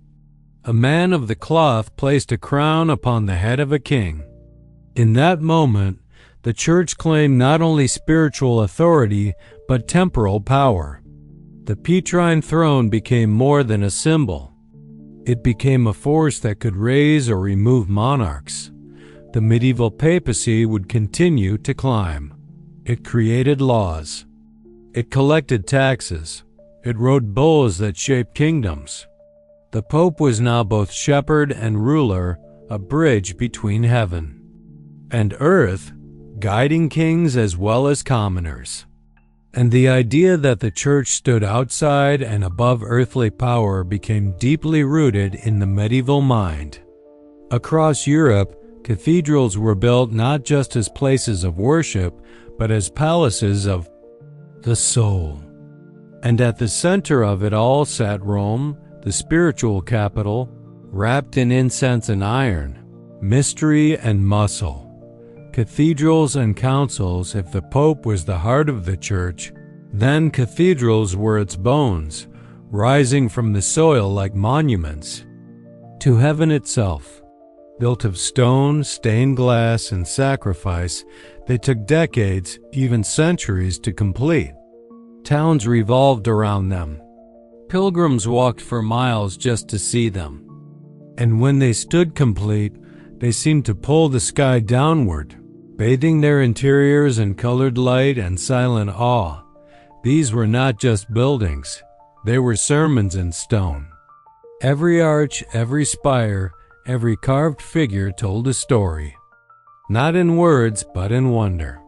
For many medieval people who could not read scripture, the cathedral became the Bible itself. Angels trumpeted from carved ceilings. Saints stood frozen in marble. Scenes from the life of Christ played out in delicate windows that caught the morning sun like the breath of God.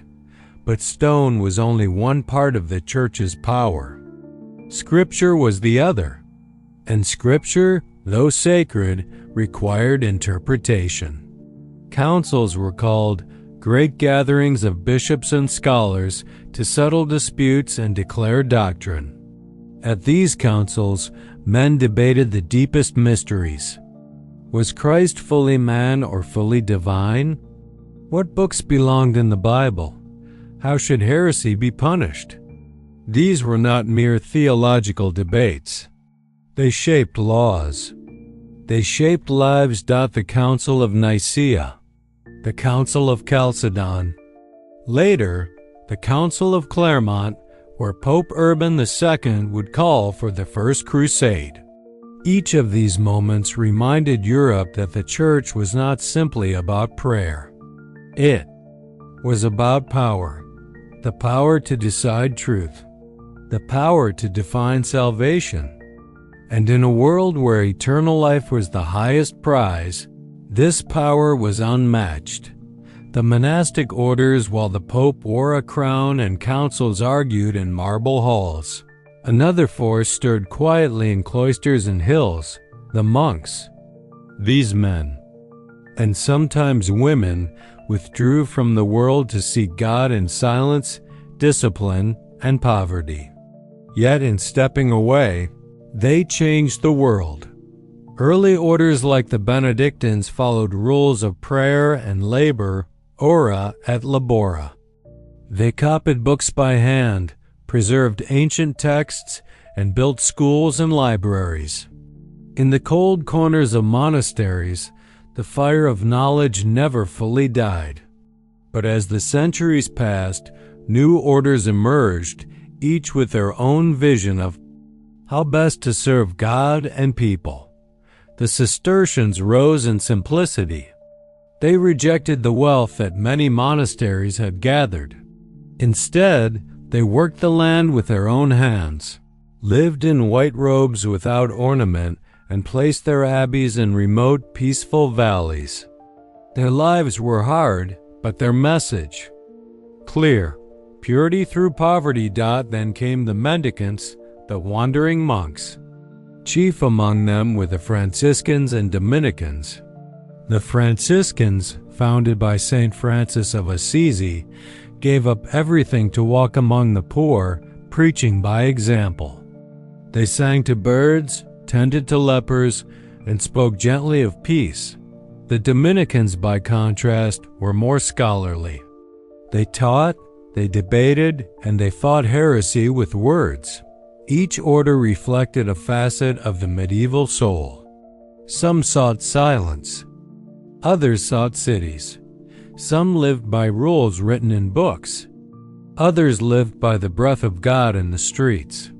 But all shared one thing, a deep belief that through devotion, discipline, and humility, the world could be changed from within.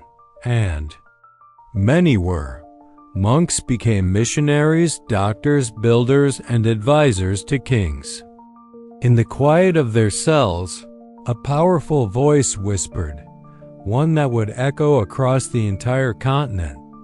The investiture struggle with such rising power, a question burned beneath the surface.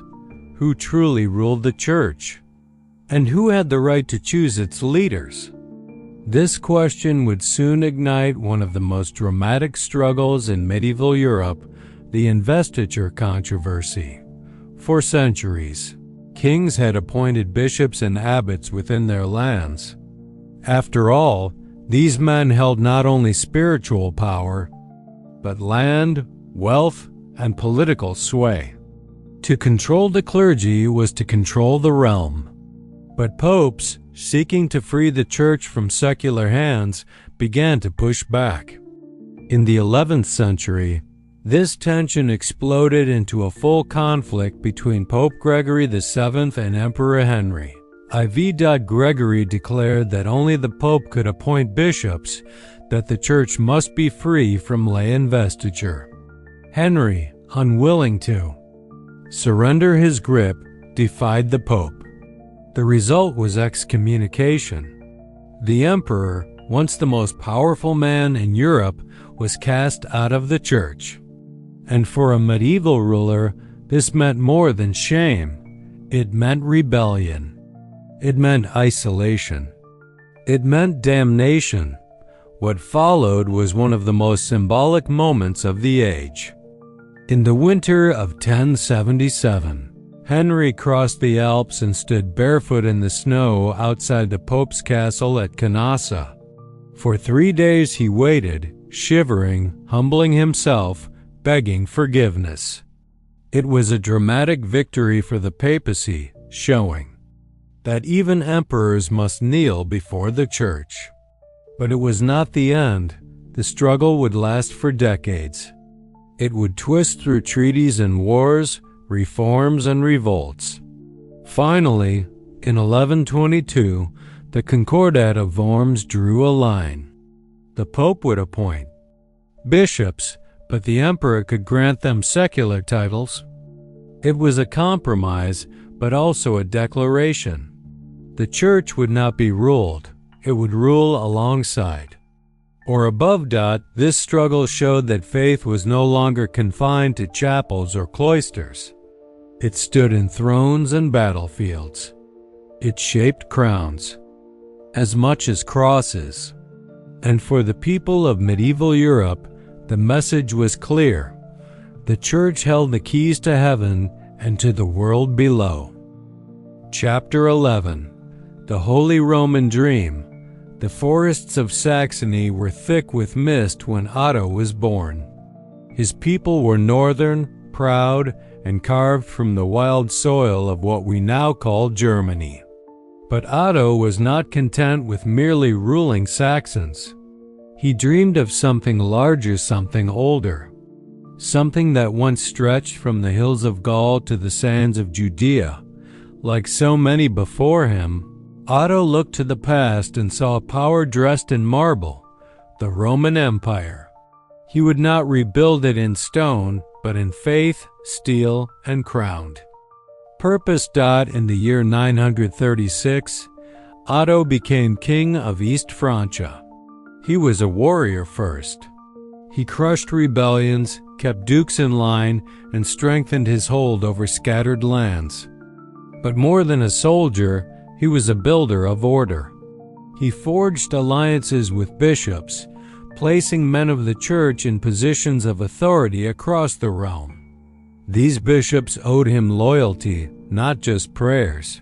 It was a quiet revolution. Power was moving slowly from dukes to altars. Then came the invitation. Italy was in turmoil, as it so often was. The Pope, in danger, called for help. Otto crossed the Alps with his army, as Charlemagne had done 2 centuries before. And like Charlemagne, Otto was crowned emperor in Rome. Holy Roman, emperor in the year 962. A northern king now bore the name of the Caesars. The dream had returned, but it was not Rome as it had been. This was a new empire, built on Christian faith, not pagan gods. Shaped by feudal loyalty, not imperial bureaucracy. Still, the idea was powerful, that a single man could unite Christendom under one holy crown. The coronation of Otto was more than ceremony. It was a message to Europe. The Roman flame had not died. It burned now in the heart of a Saxon. An empire without a center from the outside, the Holy Roman Empire looked immense. It covered lands we now call Germany, Austria, Switzerland, northern Italy, the Czech lands, and more. But inside it was a puzzle of contradictions, more a loose alliance than a nation. There was no single capital, no unified law. Each region spoke its own dialect, kept its own customs, and followed its own lords. The empire was a patchwork of duchies, bishoprics, free cities, and small principalities. Some were ruled by powerful dukes with armies of their own. Others answered to bishops appointed by the emperor.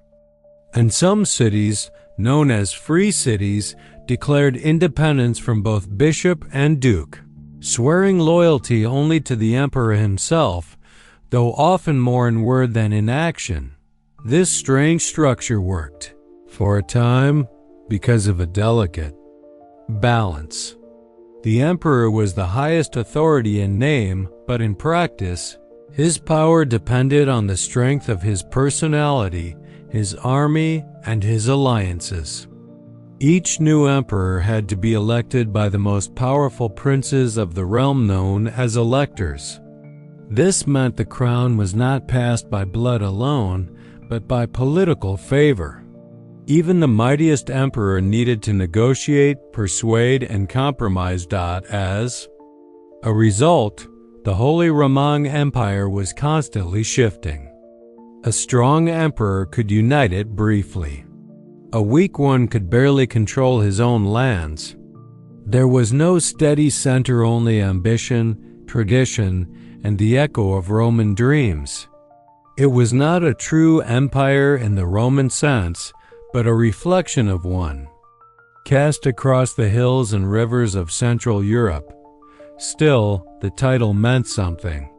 It gave the emperor a divine image, a sacred mission. He was not just a ruler, he was God's chosen protector of Christendom. And that title brought him into constant contact and constant conflict with the other great authority in Europe, the Church, Rome, papacy. And power to be crowned emperor was to step into a centuries-old dance with the papacy, the Holy Roman. Emperor ruled by the grace of God, but the voice of God on earth, at least to many, was the Pope. And the Pope's favor did not come freely. In theory, the Church and Empire worked together. The Emperor defended the Church sanctified the Emperor. In practice, this alliance was filled with tension. Popes often feared being controlled by emperors. Emperors often saw popes as meddling priests with too much power. And both claimed to represent divine will. After Otto's time, later emperors continued this delicate game.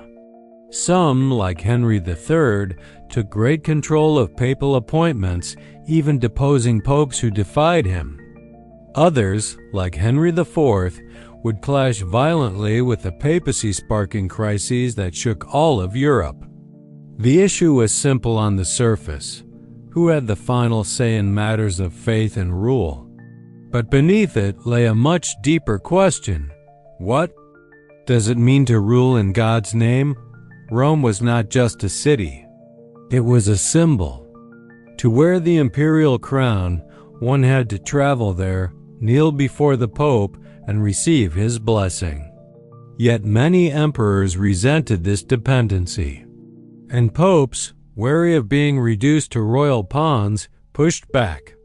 The two powers circled one another, like stars in opposition, each shining, each casting shadow, even when not at war.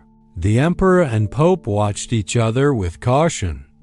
A single letter, a public accusation, a refusal to recognize a bishop, any small act could erupt into larger consequences. And behind every action was the weight of heaven and the fear of hell. For in medieval Europe, religion was not a private matter. It was the very air of life-shaping laws, wars, births, and burials. And the struggle between papacy and empire was not just political. It was spiritual. It was personal. It was eternal. The investiture crisis, the conflict, came to a boil in the late 11th century. The heart of it was something simple. Who had the right to appoint bishops and abbots? These men were spiritual leaders, but also powerful landowners. They held castles, armies, and influence. To name a bishop was to shape the fate of a region.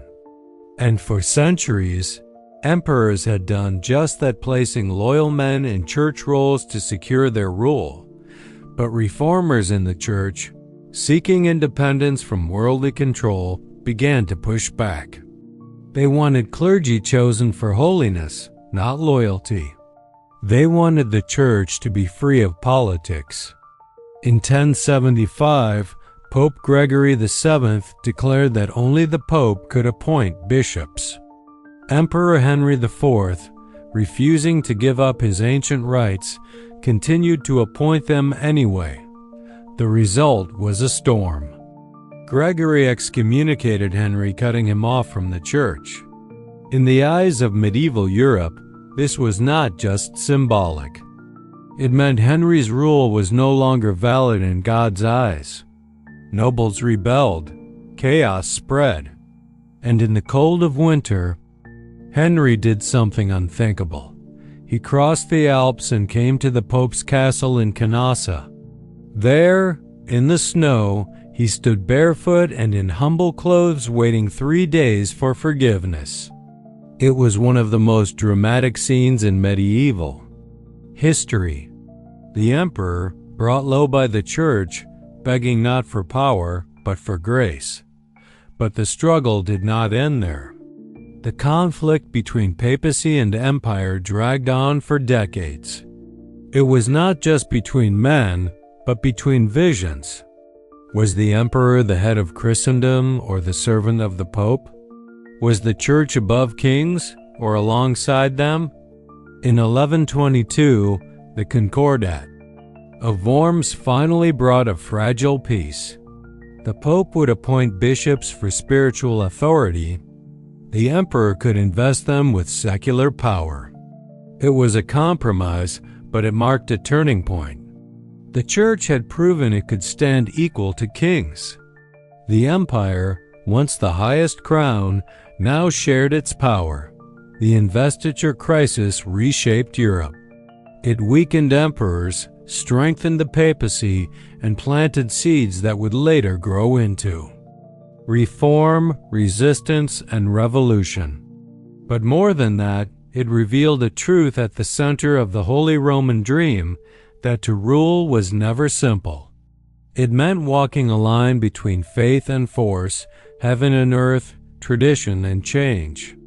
And in that tension, the soul of medieval Europe took shape, wrestling always with power, purpose, and the unseen hand of God.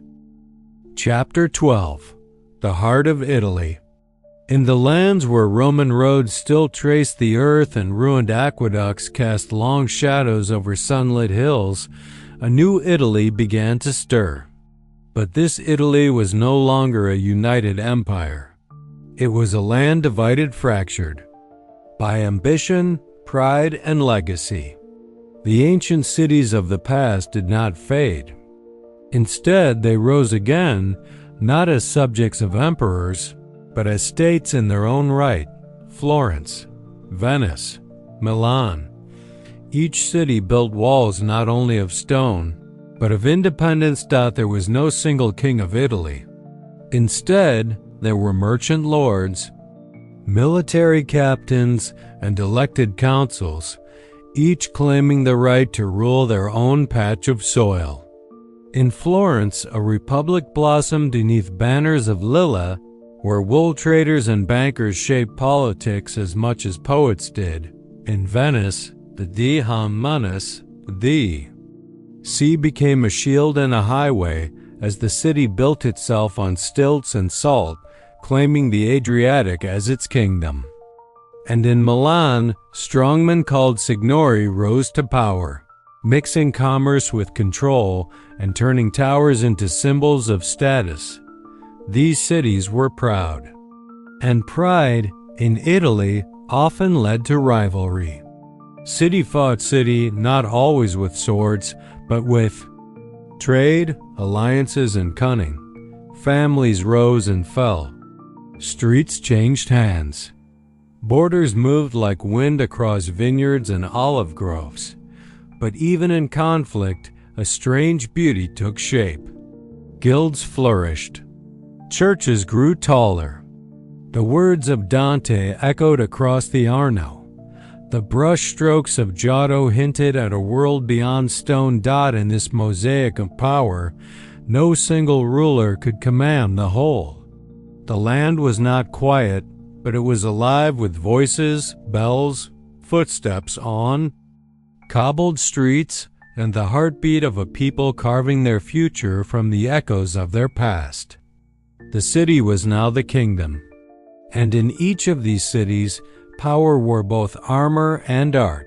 Normans in the south, far from the north, where the Alps cast their long shadows, the southern lands of Italy offered something different, warmer air, distant. Memories of Greek colonies and Arab ships gliding along the coast. Into this world came a new force, the Normans. They were men of the north, descendants of Vikings who had settled in Normandy. But now, in the 11th century, they set their eyes on the Mediterranean. These were not just raiders. They were knights, hardened by battle and driven by hunger for land. What they found in southern Italy was a fragmented realm, Byzantine lords in some corners, Muslim rulers in Sicily, local princes in others. It was ripe for conquest. One by one, the Normans pushed their way in.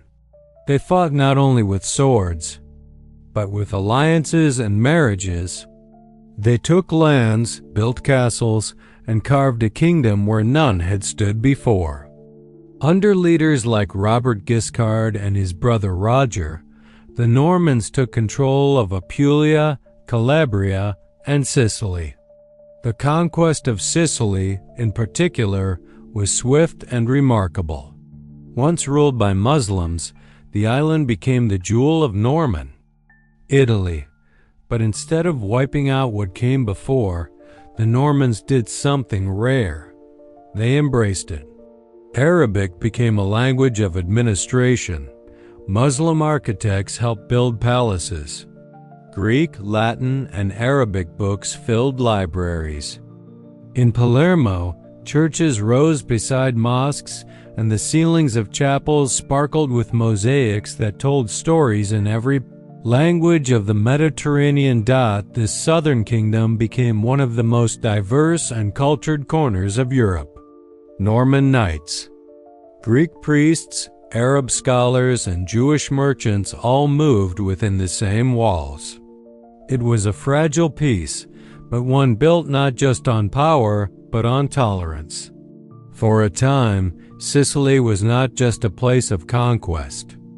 It was a place of meeting, a crossroads of faiths and tongues, where north and south, east and west, shared bread beneath the same golden sky. The Papal States in the middle of Italy, between city republics and Norman lands, rose a different kind of power, one that wore no crown but bore a ring of divine authority. These were the Papal States, ruled not by kings, but by the Bishop of Rome, the Pope. Originally, the Pope was only a spiritual leader. But in the turmoil following the fall of the Roman Empire, the Church began to take on the duties of governance. And over time, what began as influence became territory. The Papal States stretched from Rome to Ravenna, from the Tyrrhenian Sea to the Adriatic. These lands were not merely symbolic. They had armies, taxes, and cities to manage. For the popes, this brought a strange tension. On one side, they were spiritual fathers called to lead souls toward salvation. On the other, they were political rulers forced to defend borders, negotiate treaties, and raise soldiers. Balancing heaven and earth was no easy task. The papacy needed to appear holy while acting like a prince. This dual role often led to conflict. The popes clashed with emperors who sought control over Rome. They struggled with local Roman nobles who wanted their own influence. And they often found themselves caught between their spiritual mission and worldly demands. But the Papal States survived not by force alone, but by diplomacy, tradition, and faith. Rome itself stood as a city of contradictions. Pilgrims came to kiss the bones of saints. Artists came to paint its chapels. Armies came to claim its walls. And through it, all the Pope reigned not as a monarch in velvet robes, but as a shepherd guarding both flock and field. The Papal States were never the strongest power in Italy, but they were among the most enduring. And their existence reminded all of Europe that the line between church and state was never clean.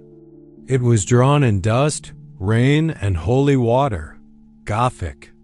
And grace, yet beyond politics and power, Italy in the Middle Ages was also a land of light shaped not only by rulers, but by artists, builders, and dreamers. In the narrow alleys of Siena, in the rising domes of Florence, in the soaring towers of San Gimignano, something gentle and grand was taking form. The Gothic style, born in the north, found its own voice in Italy, softer, warmer, bathed in golden hues. Churches grew taller, their arches pointed like prayerful hands. Windows bloomed with colored glass. Sculptors carved saints with faces that felt human faces of sorrow, peace, and devotion. Painters stepped out of the flatness of older icons and began to show light and shadow, depth and tenderness. Giotto's frescoes spoke in silence, telling the stories of Christ in blues and browns that seemed to breathe. This was not yet the Renaissance, but its early rhythm could be heard. Monks copied texts with care, keeping alive the words of Plato, Aristotle, and Cicero. Thinkers like Thomas Aquinas began to weave faith with reason. In schools and cloisters, questions took root. Could beauty reflect the divine? Could man, through study and art, understand the world and honor God? Even outside great cities, beauty found its place in tiled courtyards, in carved stone fountains, in quiet chapels where candles flickered over marble altars. The Middle Ages were not dark in Italy. They were lit from within by those who believed that truth and grace could be touched by the hand, seen with the eye, felt through the soul. In time, these small sparks would catch fire. But even now, in this chapter of Italy's story, something was stirring. It was not only power that moved across the peninsula, but imagination. Not only conquest, but creation. And in the blending of Gothic lines and graceful minds, Italy began to dream again, dreams not of empire, but of art, light, and a new way of seeing the world. Chapter 13. Spain and the Long Reconquest. In the far southwest corner of Europe, where the Pyrenees taper into sun-drenched plains and the sea meets sand in a golden haze, a different story unfolded. While much of the continent staggered through feudal divisions and war, Iberia glowed with a quieter brilliance. For centuries, the land known as Al-Andalus, Muslim Spain, shimmered like a jewel amid the dark tides of the Middle Ages. It began in the early 8th century, when Muslim forces crossed from North Africa and swept into the Iberian Peninsula.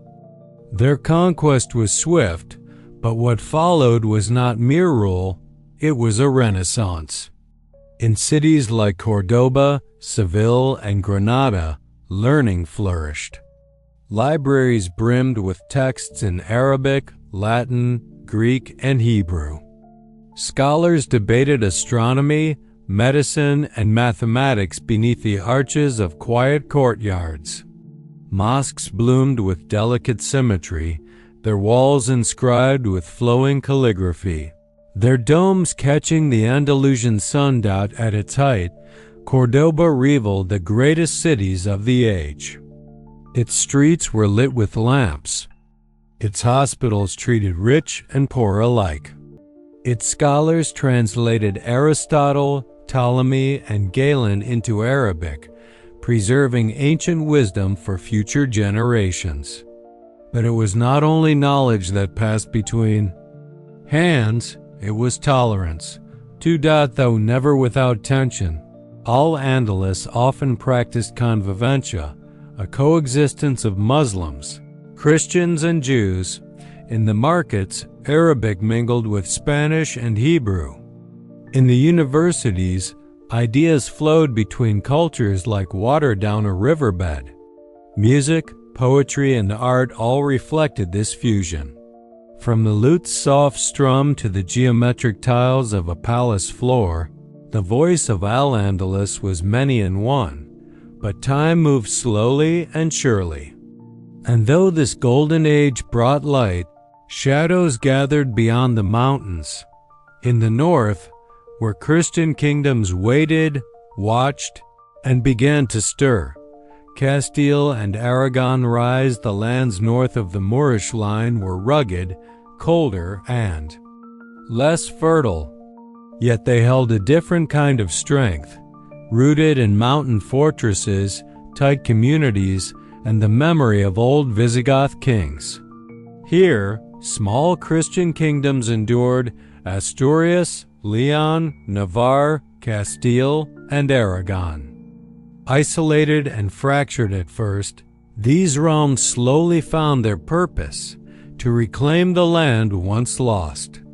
This movement became known as the Reconquista, the Long Reconquest. But it was not a single war.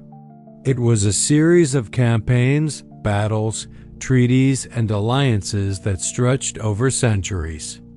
From the 8th to the 10th century, kings and knights pushed southward, bit by bit, hill by hill, castle by castle. In Castile, plains were cleared for farming as nobles built new towns in the wake of retreating Muslim forces. In Aragon, the energy of the Pyrenees gave rise to a vibrant court and strong military traditions. These kingdoms were not always united. They competed, feuded, and shifted loyalties. But over time, their aims aligned. Each victory fed the fire. Each loss fueled determination. The Christian kings gained strength not only through war, but also through diplomacy and marriage. Borders changed slowly. Some cities fell through sieges, others through agreements. And at times, coexistence mirrored that of Al-Andalus, with Christian rulers allowing Muslim and Jewish communities to remain under their own laws and customs. Yet the pressure of war always simmered beneath. By the 11th and 12th centuries, Castile had grown dominant. Its language and laws began to spread. Aragon turned eastward as well, conquering Valencia and even expanding into Mediterranean islands. The reconquest was not just military, it was cultural, economic, and political. The landscape changed, and with it, the soul of Iberia. The line between Moor and Christian blurred in some places and hardened in others. The rise of Castile and Aragon was slow, steady, and inevitable. Like two great rivers flowing toward a shared sea, their separate currents began to merge. And in their path, the ancient legacy of Al-Andalus began to waver. Toledo and the turning tide. Few events in the long saga of the Reconquista marked a deeper shift than the capture of Toledo in 1085.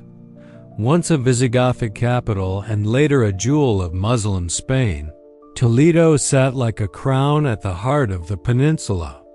Its fall to King Alfonso VI of Castile was more than military, it was symbolic. A turning point had come. Unlike other cities taken by storm, Toledo surrendered through negotiation. And in the years that followed, it became a symbol of both change and continuity. Rather than wipe out its past, Alfonso allowed much of Toledo's Muslim and Jewish life to remain, at least for a time. Scholars were protected, libraries survived, and from this preservation, a new light emerged. Toledo became a center of translation and intellectual exchange.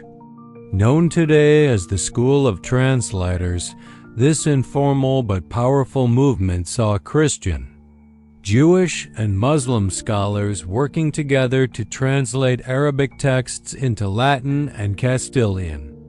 Works of Aristotle, Avicenna, Euclid, and many others passed from hand to hand.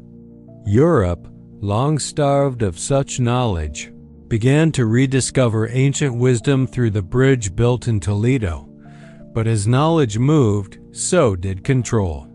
The Christian kingdoms grew bolder. New military orders arose like the Knights of Calatrava and Santiago, dedicated to the reconquest. Castles dotted the horizon. Crosses were planted where crescent moons had stood.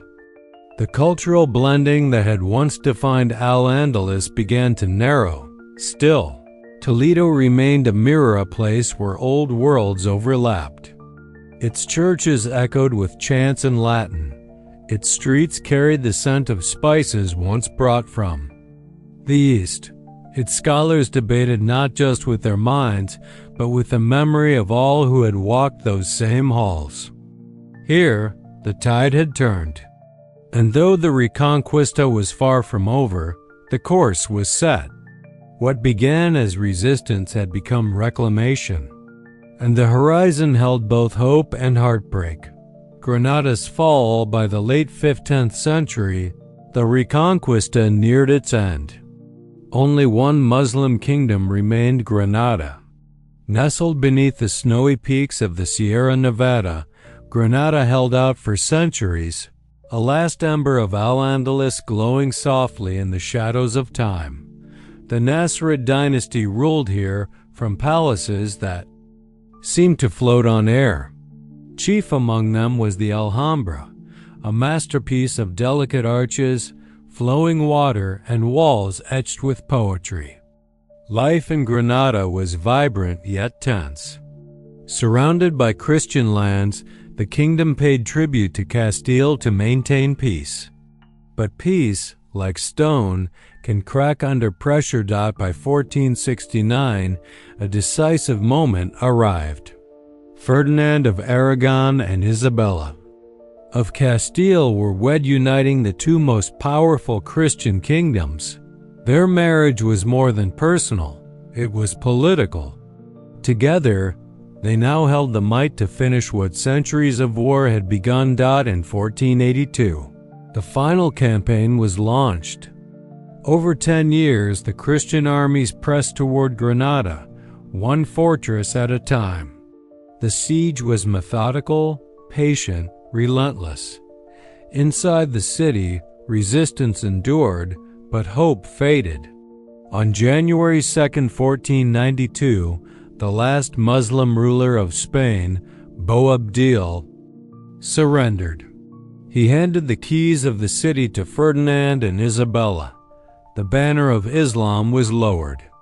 The red and gold standard of Castile rose in its place. The Reconquista was complete, but the end was not soft. Though terms of surrender promised tolerance, within years those promises were broken. Muslims were forced to convert or flee.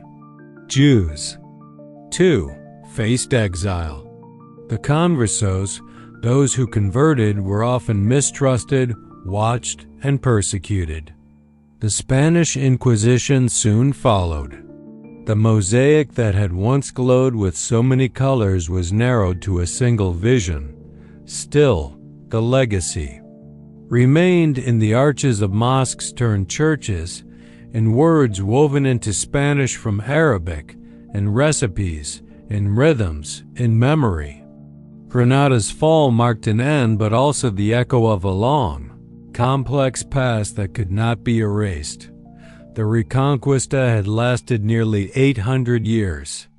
It was not a single war, but a slow, burning movement, sometimes violent, sometimes peaceful, always powerful. And through it, Spain was forged not just in victory, but in the blending and breaking of cultures, in the rise of kingdoms, and in the fall of cities whose names still whisper across the hills. Chapter 14. The Crusading Spirit. It began with a sermon, not from a king or knight, but from a pope. In the year 1095, Pope Urban II stood before a crowd in Clermont, France, and called upon Christians to take up the cross. His words were, more than religious instruction, they were a summons, a cry for arms, a promise of salvation. And they echoed across a Europe still fractured, hungry, and uncertain. The goal was simple: reclaim Jerusalem. The holy city, once under Christian rule, now lay in Muslim hands. To many in the West, this was a wound, not just political, but spiritual.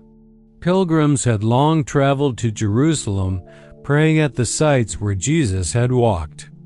Now rumors spread of danger, insult, and violence. The East needed help, Urban declared, and those who went to fight would have their sins forgiven. Tens of thousands responded. Some were knights seeking glory. Others were peasants chasing hope. They sewed red crosses onto their cloaks, left their homes behind, and marched eastward. Their journey was long and brutal. Hunger, disease, and violence followed them. But faith pulled them forward like a rising sun. The First Crusade reached Jerusalem in 1099. The siege was merciless. Walls were scaled, gates were breached, and when the city fell, blood flowed in the streets. It was a victory, but one marked by horror. Still, the Crusaders saw it as divine justice. They wept and prayed at the Church of the Holy Sepulchre, believing they had done God's work. In the years that followed, Crusader states were carved from the lands of the Levant. Castles rose along the coast. Latin rule was established in cities far from Rome, but holding Jerusalem would not be easy. The East was not a land to be claimed and kept.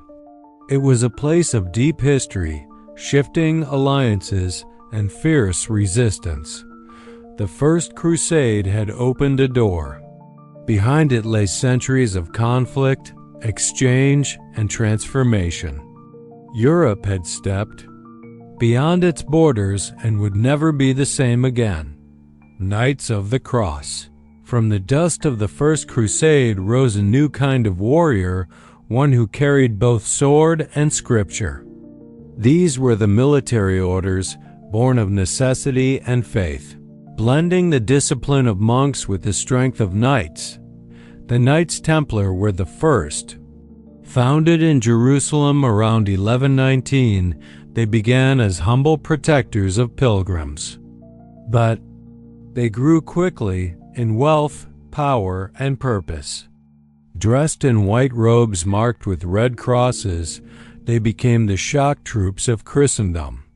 They took vows of poverty, chastity, and obedience, yet wielded immense influence. Their fortresses dotted the Holy Land, their bankers managed money across Europe, and their name inspired both reverence and fear. The Hospitallers, too, began with service, running hospitals for the sick and wounded. But they, like the Templars, took up arms. In black robes with white crosses, they guarded roads, defended strongholds, and fought in every major crusade. Over time, they would relocate to Rhodes, then Malta, becoming seafarers as much as soldiers. And then came the Teutonic Knights, German warriors who first fought in the Holy Land, but later turned their gaze to Eastern Europe, crusading against pagan tribes along the Baltic. These knights brought not just faith, but order, building towns, churches, and systems of rule wherever they settled. These orders were more than armies. They were institutions with rules, rituals, and ranks. They built networks of support across Europe. Nobles donated land.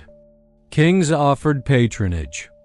And young men drawn by ideals or inheritance, joined their ranks. Within their walls, discipline reigned. Days began with prayer, followed by drills and duties. Their code was clear: serve God through combat and courage. Yet the line between service and ambition often blurred. Some orders became deeply involved in politics. Others amassed fortunes. And though many knights lived and died with devotion, their legacy remains tangled, filled with light and shadow. Honor and mystery dot in the hearts of these warriors. The crusading spirit burned brightest. They were symbols of Europe's reach, and of the restless yearning to blend faith with force, heaven with earth. The Eastern echo. When the Crusaders first arrived, they marched not only toward Jerusalem, but through the lands of the Byzantine Empire. This was no minor crossing. Byzantium, the eastern remnant of Rome, was a world apart. Its capital, Constantinople, gleamed with domes and mosaics. Its emperors ruled with grace and suspicion, and its faith, though Christian, spoke in Greek and carried different rites. The Byzantines welcomed the help, but feared the chaos. The Crusaders were unruly, proud, and foreign. Tension simmered beneath every alliance. The First Crusade had barely passed through before misunderstandings bloomed into mistrust. Over the decades, more crusades followed, each less focused, less unified. The Second Crusade ended in failure. The Third, sparked by the rise of the Muslim leader Saladin, saw the legendary Richard the Lionheart fight fiercely but fail to retake Jerusalem. Yet it was the Fourth Crusade that tore open a deeper wound. Called to strike at Egypt, the Crusaders instead turned on Constantinople. In 1204, they sacked the city, a Christian city, looting churches, stealing relics, and toppling emperors. The attack stunned the world. Gold and icons were stripped from altars. Horses were stabled in cathedrals. The great city of the East, once an ally, now lay broken beneath Latin banners. The Byzantine Empire would recover, barely. But the bond between East and West, already thin, was now torn. The Greek and Latin churches, once uneasy brothers, became open rivals. And the Crusades, meant to unite Christendom, had deepened its divides. Still, echoes of Byzantium lingered. Its art shaped the mosaics of Venice. Its knowledge fed European scholars. And its memory haunted those who wondered what might have been if alliance had triumphed over ambition.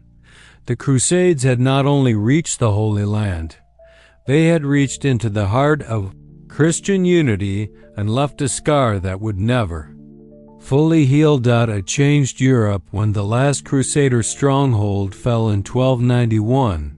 The era of holy war seemed to close, but its imprint remained, not only in distant lands but deep within Europe itself. Trade routes that had opened to supply the Crusaders stayed open. Spices, silk, and glass flowed from east to west.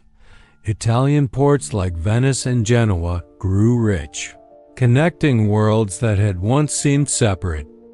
Markets filled with goods once unknown: cinnamon, paper, sugar. The economy shifted. Merchants rose in wealth. Cities grew in power. Ideas, too, crossed borders.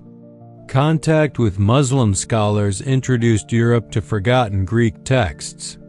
Medicine, astronomy, and philosophy entered universities.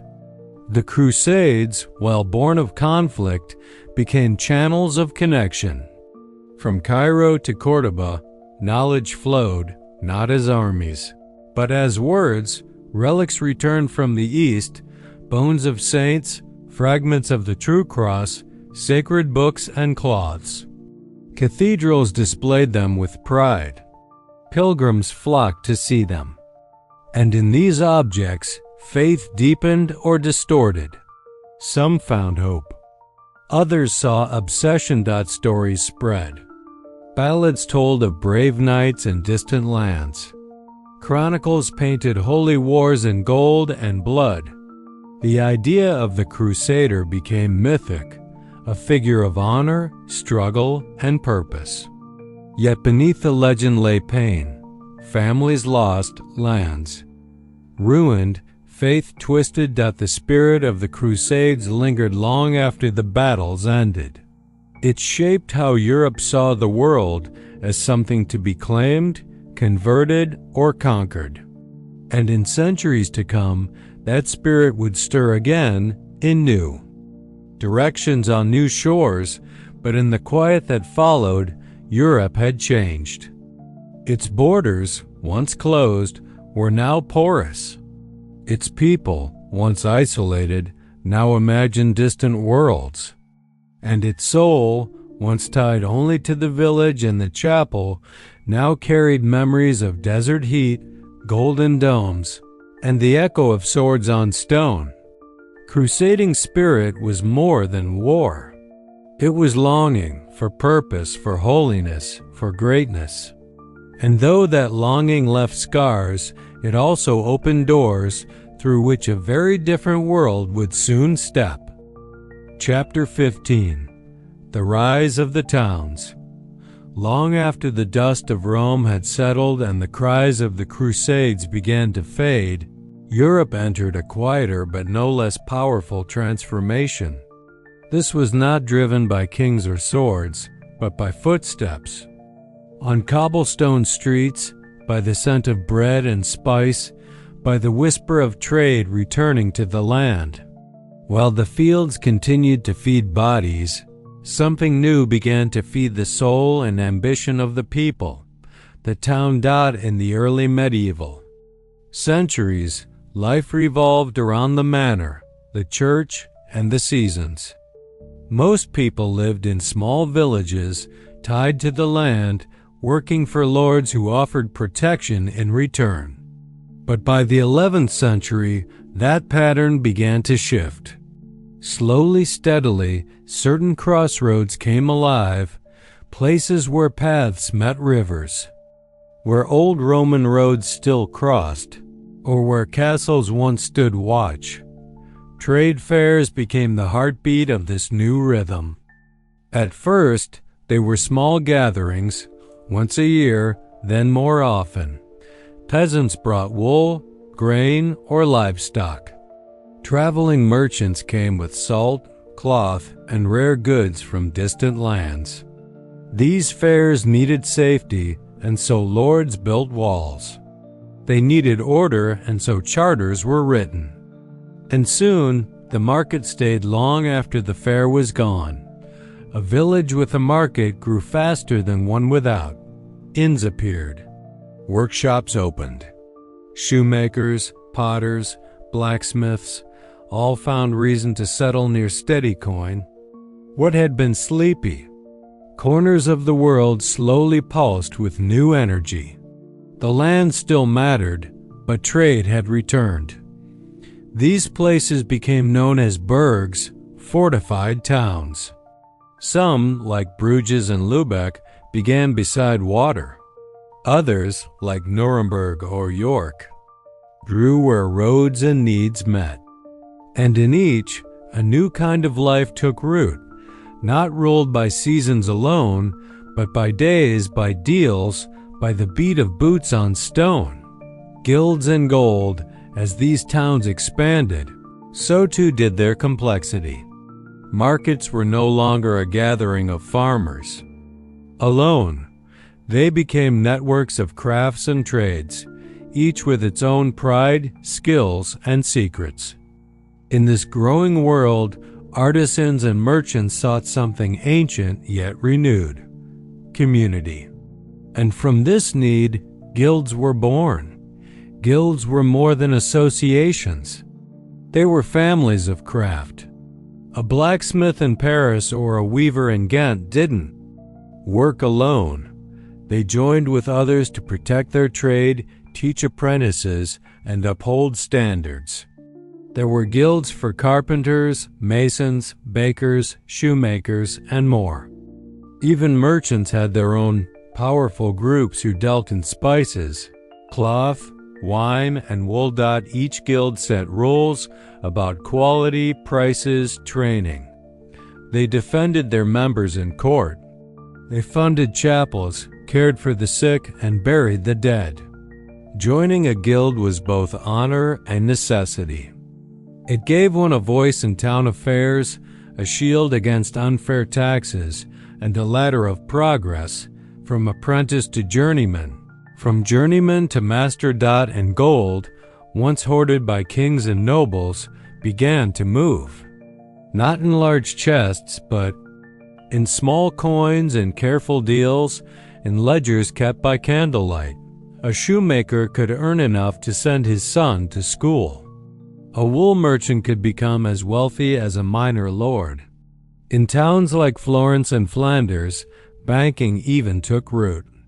Coins traveled faster than carts, and credit reached farther than roads. Guilds brought order to this new world. They were not always fair.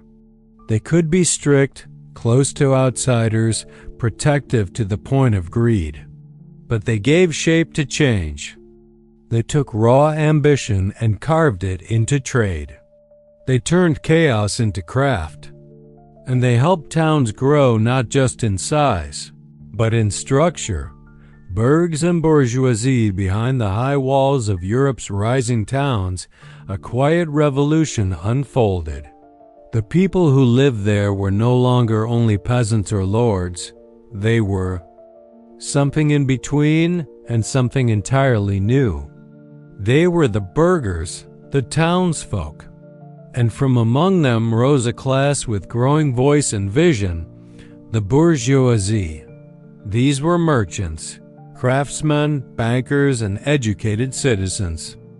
They did not rule by birth, nor serve by necessity. They lived by trade, skill, and negotiation. Their wealth did not come from land, but from labor, from cloth sold, bread baked, ledgers balanced. And as they gained wealth, they sought rights. In many towns, they demanded charters, legal documents that gave them freedom from feudal lords, the right to hold markets, to govern themselves, to elect councils.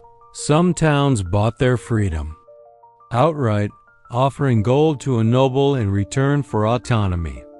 Others fought for it, building militias and standing against taxes or injustice.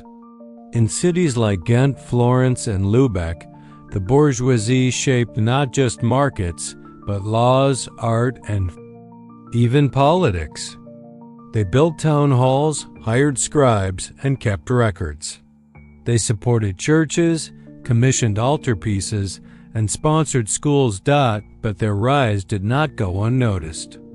The old order, nobles and kings, watched with concern. In some cases, they embraced the towns, using their wealth to fund wars or administration. In others, they pushed back, laying siege, demanding tribute, reminding towns of who wore the crown. Still, the towns endured, and the middle class kept growing. They were not yet the rulers of Europe, but they had become its pulse. Quietly, steadily, they changed the rhythm of the land from the rule of sword and plow to that of hammer, book, and coin. The world inside the burghs was different from the one outside. And that difference would one day reshape all of Europe. The sound of change walked through a medieval town at dawn, and you would not hear silence. You would hear life. The clang of a smith's hammer, the creak of a cartwheel, the chatter of vendors, setting out apples and eggs. Above it all, the bells, ringing from the church tower to mark the hour, to summon prayer, to warn of fire or welcome feast. These sounds were more than noise. They were signs of a world waking up. In these towns, each day followed its own pattern, not by the rising sun alone, but by schedule, by market, by labor. The baker kneaded before light. The schoolboy walked narrow alleys with a wax tablet. The scribe opened shutters in the counting house. The world had grown more ordered, more measured, more aware. Bankers worked quietly behind wooden doors, writing figures with goose feather quills. They tracked debts, calculated risk, and turned trust into trade. Their ledgers helped fund cathedrals, fairs, and voyages. A loan made in Bruges could reach a ship in Genoa. Money, once a simple tool, had become a force of change. The towns also became homes to books. Monasteries no longer held the only libraries. Scholars came to cities. Universities formed. In Bologna, Paris, and Oxford, knowledge stretched beyond theology into law, medicine, and logic. Young men came with hope and left with ideas that would ripple through kingdoms, and in the taverns, laughter mixed with debate. Songs were sung in new languages. Plays were staged. Poets, like Dante and Chaucer, began to write not in Latin, but in the language of the people. The written word was descending from stone altars to wooden tables. This was no sudden revolution, but it was deep. The town did not march like an army or crown itself like a king. It simply grew from hearth to hall, from stall to school. And in its quiet growth, it reshaped the way people lived, worked, thought, and believed. The sound of change was not thunder. It was bells at dawn, coins in palm, footsteps in snow. It was a new Europe, not yet modern, but no longer medieval. In the same way, a Europe beginning to breathe with a different rhythm, steady, human, and alive. Chapter 16. The High Middle Ages. Around the year 1000, something quiet and steady began to change in Europe. After centuries of raids, famine, and fragmentation, the continent seemed to exhale. The land grew more peaceful. The climate warmed slightly, and with this calm, a slow and steady prosperity began to bloom. It did not come from war or gold, but from the soil itself. Farming, once harsh and limited, entered a new era. The heavy plow, pulled by oxen or horses, cut deeper into the northern earth, turning soil that had long resisted. This simple tool reshaped fields across regions that were once too tough for crops. With it came the padded horse collar and iron horseshoes, making work easier and more efficient. The landscape began to look different. Forests were cleared. Marshes were drained. Villages grew near newly opened fields. Alongside the plow came the three-field system, a way of rotating crops that kept the land fertile. One section held winter grain, another spring crops, and a third rested. Each year, the rotation changed. This method allowed the same land to feed more mouths with fewer failures. Grain became more plentiful. People lived longer. Families grew. Watermills turned quietly by rivers, grinding flour, pressing oil, and powering simple machines. Windmills appeared in drier regions. These inventions, though humble, lifted burdens from human hands and let energy come from nature itself. With more food came more time. And with more time came the freedom to think, build, and dream. It was the beginning of something deeper, a shift not only in daily life but in spirit. Where survival had once ruled every season, now there was a space to grow, not just crops, but culture. The High Middle Ages had arrived, not with thunder, but with tools in the field and hope in the sky. cathedrals of light in the growing towns and cities of medieval Europe, stone began to rise like song. Not castles or fortresses, but cathedrals. These were not buildings made for defense. They were made for wonder. And as the High Middle Ages unfolded, they became the defining symbol of the age, a blending of faith, art, and ambition carved into the heavens. The Gothic style emerged in the 12th century, and with it came a new vision. Romanesque churches, with their thick walls and low ceilings, gave way to pointed arches, flying buttresses, and walls made almost entirely of stained glass. Light poured through the windows in hues of red, blue, and gold. The interior of a cathedral became a vision of paradise, shimmering, high, and filled with silence and song. These cathedrals took decades, sometimes centuries, to build. Generations passed from foundation to spire. Craftsmen worked with precision, masons shaping each block, glaziers crafting stories in glass, sculptors placing saints and sinners along every archway. Every part of the building told a story of creation, of redemption, of the soul's journey toward light. Chartres, Reims, Notre Dame of Paris, Canterbury, Cologne, each rose from the earth like a statement. They were not only houses of worship, they were centers of community, places of pilgrimage, and symbols of the unity between heaven and earth. People came to see the relics, to hear the choirs, to feel the presence of something larger than themselves. For the common person, these cathedrals were more than sacred spaces. They were the embodiment of hope, proof that something beautiful, lasting, and divine could be made by human hands. The cathedrals of the High Middle Ages were not built in haste. They were not built for one lifetime.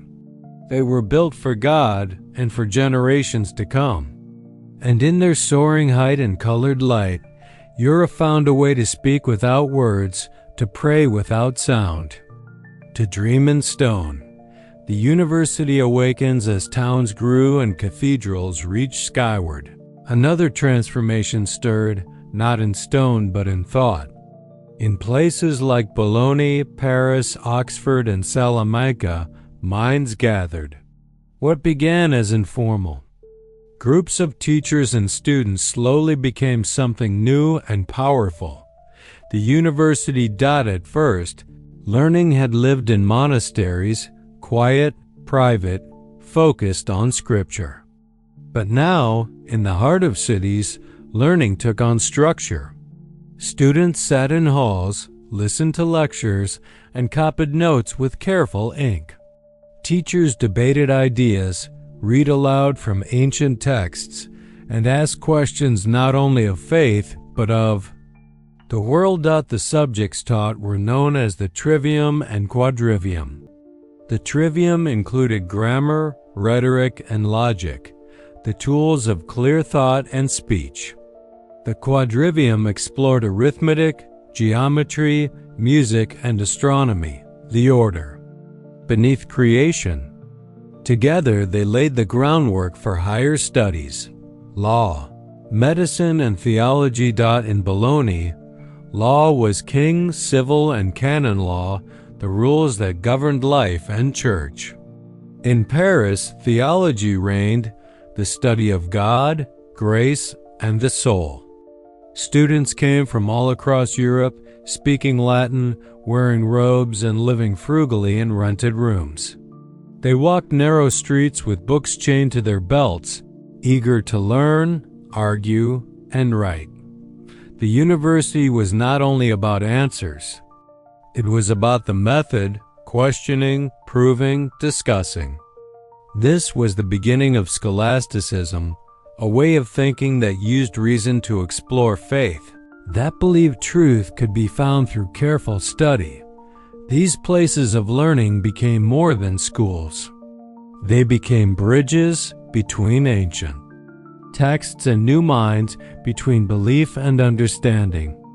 The awakening of the university did not happen overnight, but like a candle lit in a dark room, it slowly grew and lit the way for the centuries that would follow, scholars and saints. At the heart of this intellectual awakening stood a figure who would come to embody the balance between faith and reason, Thomas Aquinas. Born in Italy in the 13th century, he was quiet, thoughtful, and often misunderstood. But his mind held depth and clarity, and his heart was anchored in devotion. Thomas studied in Paris and Cologne, where he was introduced to the teachings of Aristotle, the Greek philosopher whose works had been rediscovered through Arabic and Latin translations. Many feared that reason could harm faith, but Thomas believed otherwise. He believed reason and faith were not enemies, but companions on the journey to truth. In his great work, Summa Theologica, he explored questions with patience and structure. He asked, does God exist? What is happiness? What is virtue? For each question, he laid out arguments for and against, and then offered a conclusion. His method was gentle, honest, and profound. He respected both the authority of the church and the tools of the mind, but Thomas was not only a scholar. He was also a saint, canonized after his death, remembered not only for what he thought, but for how he lived. Humble, kind, and devoted. To prayer, he saw no wall between thinking and worship. Between lecture hall and chapel. He walked between two worlds, the eternal and the earthly, the rational and the spiritual. And in doing so, he helped shape a new vision for Europe. A vision where questions were not feared, where knowledge was a path to God, and where the mind and soul could rise together. In the High Middle Ages, the great saints and the great scholars often walked side by side. Hildegard of Bingen wrote music and visions. Anselm of Canterbury shaped theology. Bernard of Clairvaux inspired devotion. The age was full of minds that burned brightly, with belief, with curiosity, with grace. As Europe looked beyond survival, it began to ask deeper questions and found in its thinkers a way to climb, not just toward the sky, but inward, toward meaning, truth, and peace. Chapter 17. Plague and Darkness. Before the plague, before the fear, there came a coldness, not sudden, but creeping. Around the 14th century, Europe's long stretch of warm seasons began to shift. The sun still rose, but it gave less warmth. The rains came harder. Winters grew longer. And the balance that had fed towns and villages began to falter. This slow chill is now called the Little Ice Age. For generations, the rhythm of harvests had grown steady. Crops filled barns. Markets thrived. Populations expanded. But when the cold returned, the soil stiffened. Grain would not grow as it had before. Wet springs drowned seedlings. Late frosts killed fruit trees. In parts of northern Europe, snow fell where once flowers had bloomed. The change didn't seem like disaster, not at first. But then came failed harvests, one after another. In 1315, the rains did not stop. Fields flooded. Rot spread. Across England, France, and the Low Countries, food grew scarce. People ate what they could, bark, roots, even animals once thought too lean or too sick to touch. In some corners of Europe, famine turned desperate. Entire villages emptied. Children disappeared in the night, abandoned or lost. This was not a single year of hardship. It was a long hunger stretching across a decade. Parents watched their children fade. Markets collapsed under the weight of scarcity. Bodies grew thinner, spirits too. The church prayed for mercy. The nobles tightened control.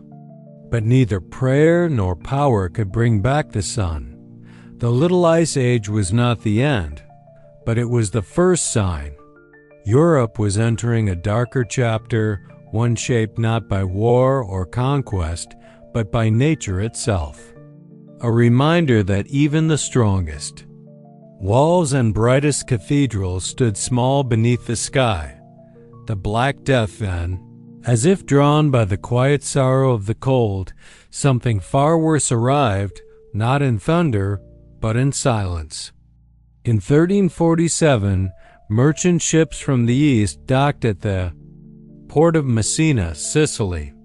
They carried grain, goods, and something invisible, something deadly. Within days, sailors died. Within weeks, the town was paralyzed. And within months, the plague had spread across the continent. The Black Death had many names. The pestilence, the great mortality, the punishment of God, but it needed no name to be feared. It moved faster than news could travel. By the time a village heard of it, it was already too late. It began with a fever, then swelling in the armpits and groin, black, painful buboes. Bleeding followed, delirium, death. Some died in days, others in hours. There was no cure, no explanation. Only dread. By 1348, France, England, and the Low Countries were in the grip of terror. The year after, it reached Germany, Spain, and the far north. It spared no one, rich or poor, child or elder, monk or king. Priests who offered last rites soon needed them. Doctors died beside their patients. Families buried one another with shaking hands or fled before the task could be done. Cities became silent. Bells rang too often. Graves filled too quickly. In some places, there were no priests left to bury the dead. Bodies piled in fields. Fires burned in the streets to clear the air. But nothing stopped the plague. In 4 short years, the Black Death took nearly half of Europe's people. Entire villages vanished. Streets once filled with song and trade became hushed with ash and weeping. And when it finally passed, it left behind a world unrecognizable, scarred, emptied, and forever changed. The plague was not only a sickness of the body, it was a wound to the soul. It broke the rhythm of life and showed how thin the line was between faith and fear, between peace and panic. A world turned upside down when the dying slowed and silence returned. Europe looked around and found itself changed. The streets were not as full. The fields were not as worked. The houses, too many of them, were abandoned. But among the grief, something unexpected stirred. For those who survived, the world held new possibilities. The plague had cut deep into the labor force. Farms needed workers. Towns needed builders, bakers, and blacksmiths. Where once peasants had begged for work, now lords offered wages. The balance of power, long rooted in land and title, began to tilt. Serfs, once bound to the land, now found they could leave. They walked to towns, found better pay, and gained a measure of freedom. In England, the labor shortage led to new laws to keep wages down, but it was too late. The idea had been born that a person's work had value beyond their birth. In France, in Italy, in the German principalities, similar shifts took shape. Peasant revolts, once rare and quickly crushed, now rose with greater strength. The Jacquerie in France, the Chompi in Florence, The English peasants' revolt in 1381. Though many failed, they echoed the same cry. The old order no longer fit the new world. Markets, too, adjusted. With fewer mouths to feed, food became cheaper. Land changed hands. Wealth slowly redistributed. Not by kindness, but by necessity.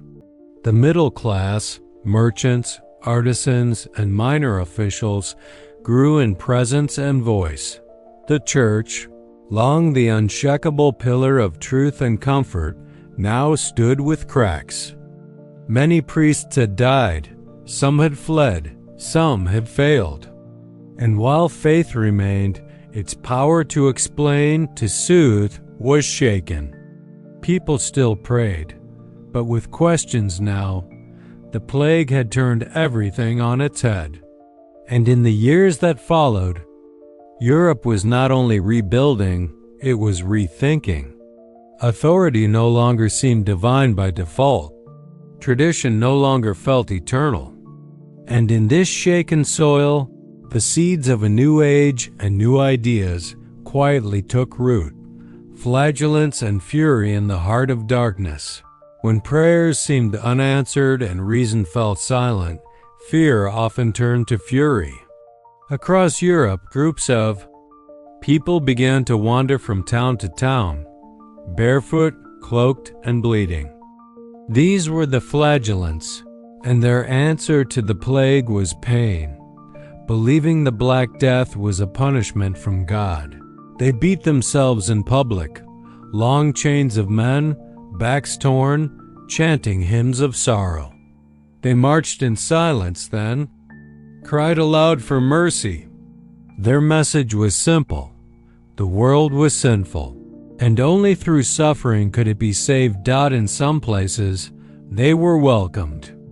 Townsfolk joined them, hoping to ease God's anger. In others, they were banned, seen as fanatics spreading more fear. The church itself grew uneasy as the flagellants often defied bishops, rejected authority, and preached their own harsh visions of repentance. But not all fury turned inward.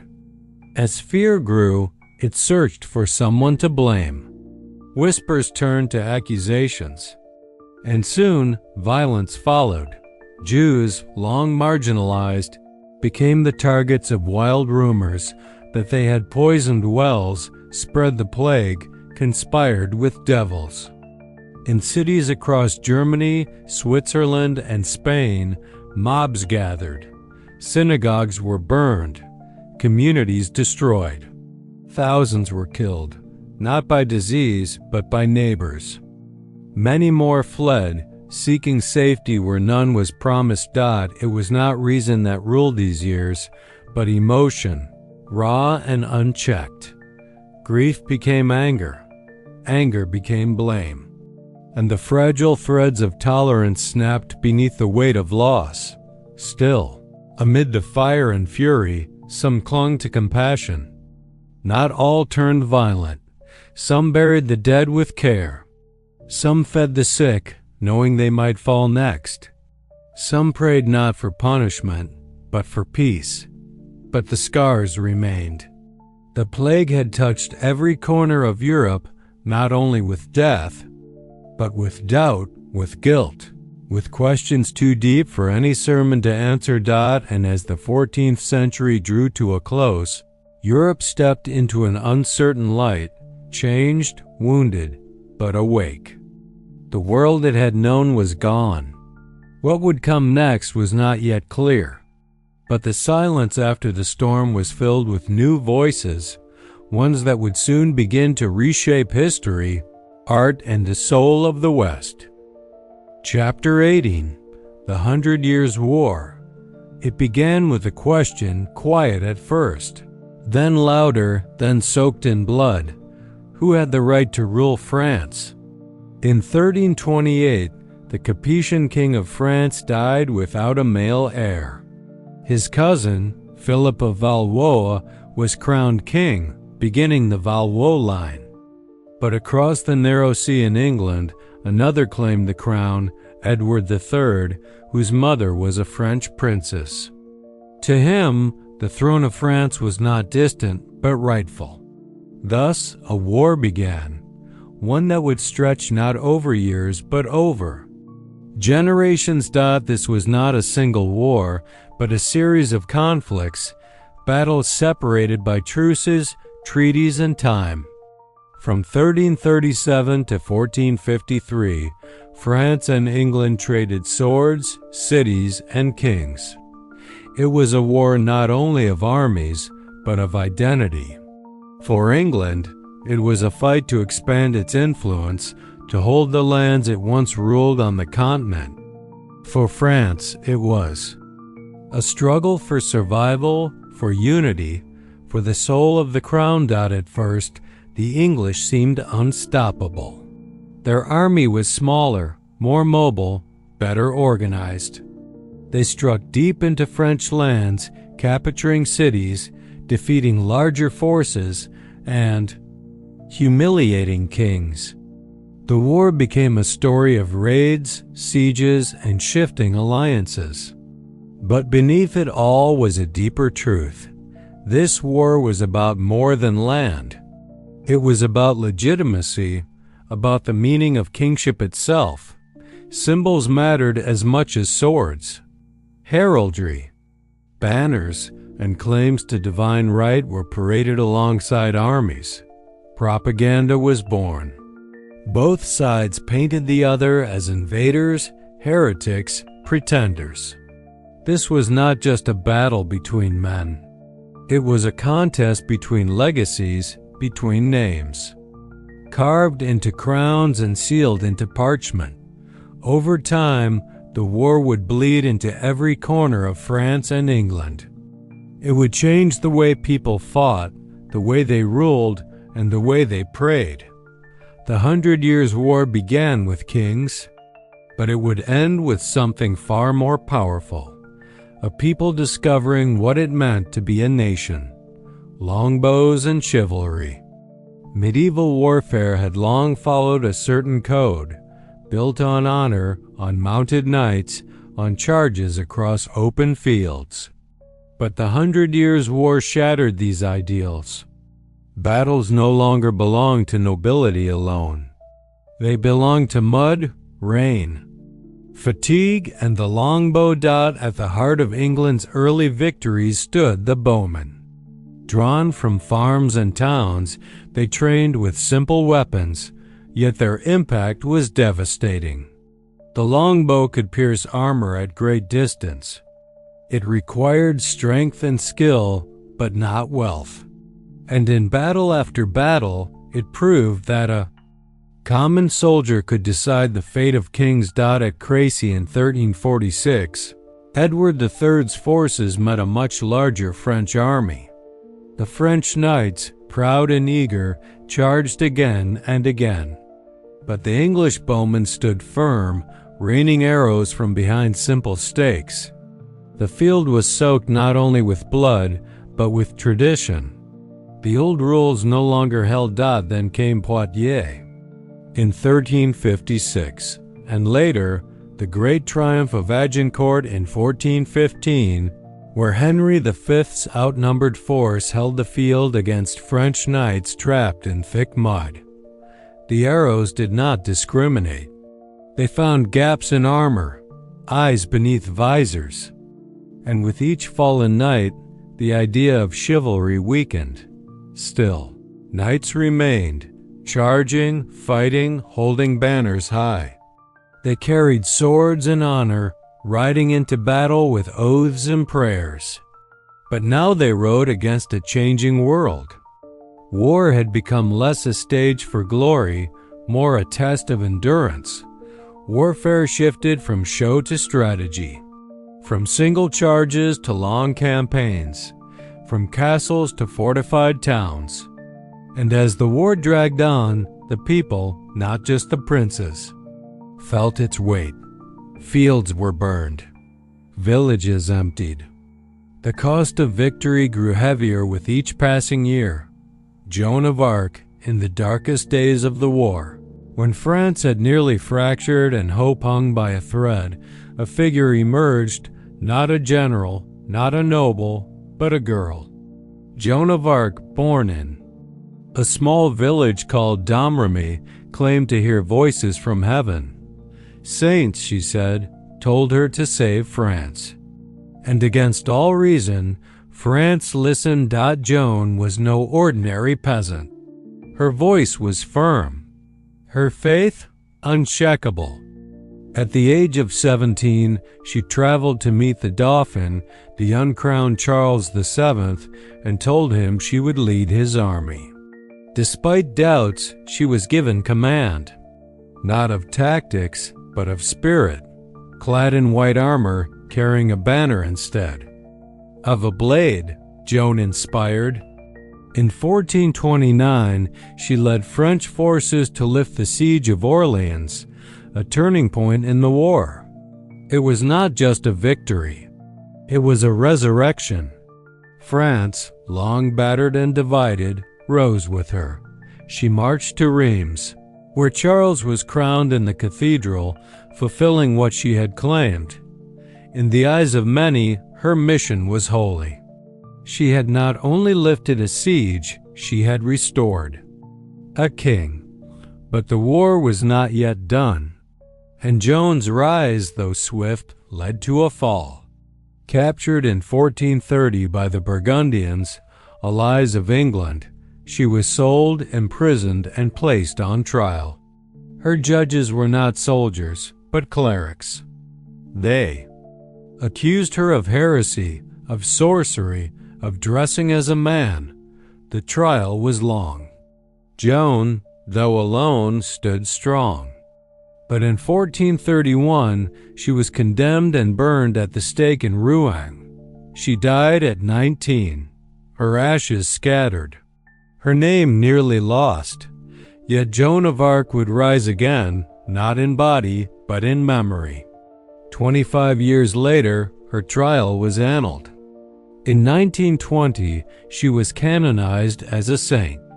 Today, she is remembered not just as a martyr, but as a symbol of courage, of conviction, of the voice of the unheard rising above kings and courts. Joan changed the course of the war. But more than that, she changed the course of what people believed was possible, that a single soul, with faith and fire, could shift the fate of nations. The age of gunpowder, as the 100 Years' War reached its end, so too did the age of the key. Mounted knight, not all at once, but piece by piece, echo by echo, as the sound of hoofbeats gave way to the roar of cannon fire. This was the dawn of gunpowder. First came small, crude devices, bombards that belched stone balls with more noise than aim. But over time, they grew stronger, more accurate. At sieges, they replaced trebuchets. Walls crumbled before the thunder. Castles, once impenetrable, fell in days. The fortress was no longer the future. On the battlefield, hand cannons appeared. Slow to load, but deadly. Armor thickened, then faded. The knight, once invincible atop his warhorse, became vulnerable. And with his decline, the very symbol of medieval warfare began to dissolve. The final years of the war saw France reclaim its lands, push the English back to a narrow coast, and assert itself as a united kingdom. In 1453, the war officially ended. Calais remained in English hands for a while longer, but the dream of an English France had died. What rose in its place was something new. Centralized armies, national identity, and a new kind of warfare, one driven by strategy, not chivalry.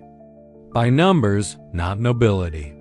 By powder, not pageantry. The 100 Years' War left behind scars of loss, of ruin, of long division. But it also planted seeds. France emerged more unified. England, though bruised, turned inward toward the conflicts that would shape its future. And in the dust left by cannon fire and fading banners, Europe stood on the threshold of a new era. The Middle Ages were drawing to a close. The Renaissance stirred, and with it, the world would look again, not to crowns alone, but to thought, to art, and to the changing face of war and peace.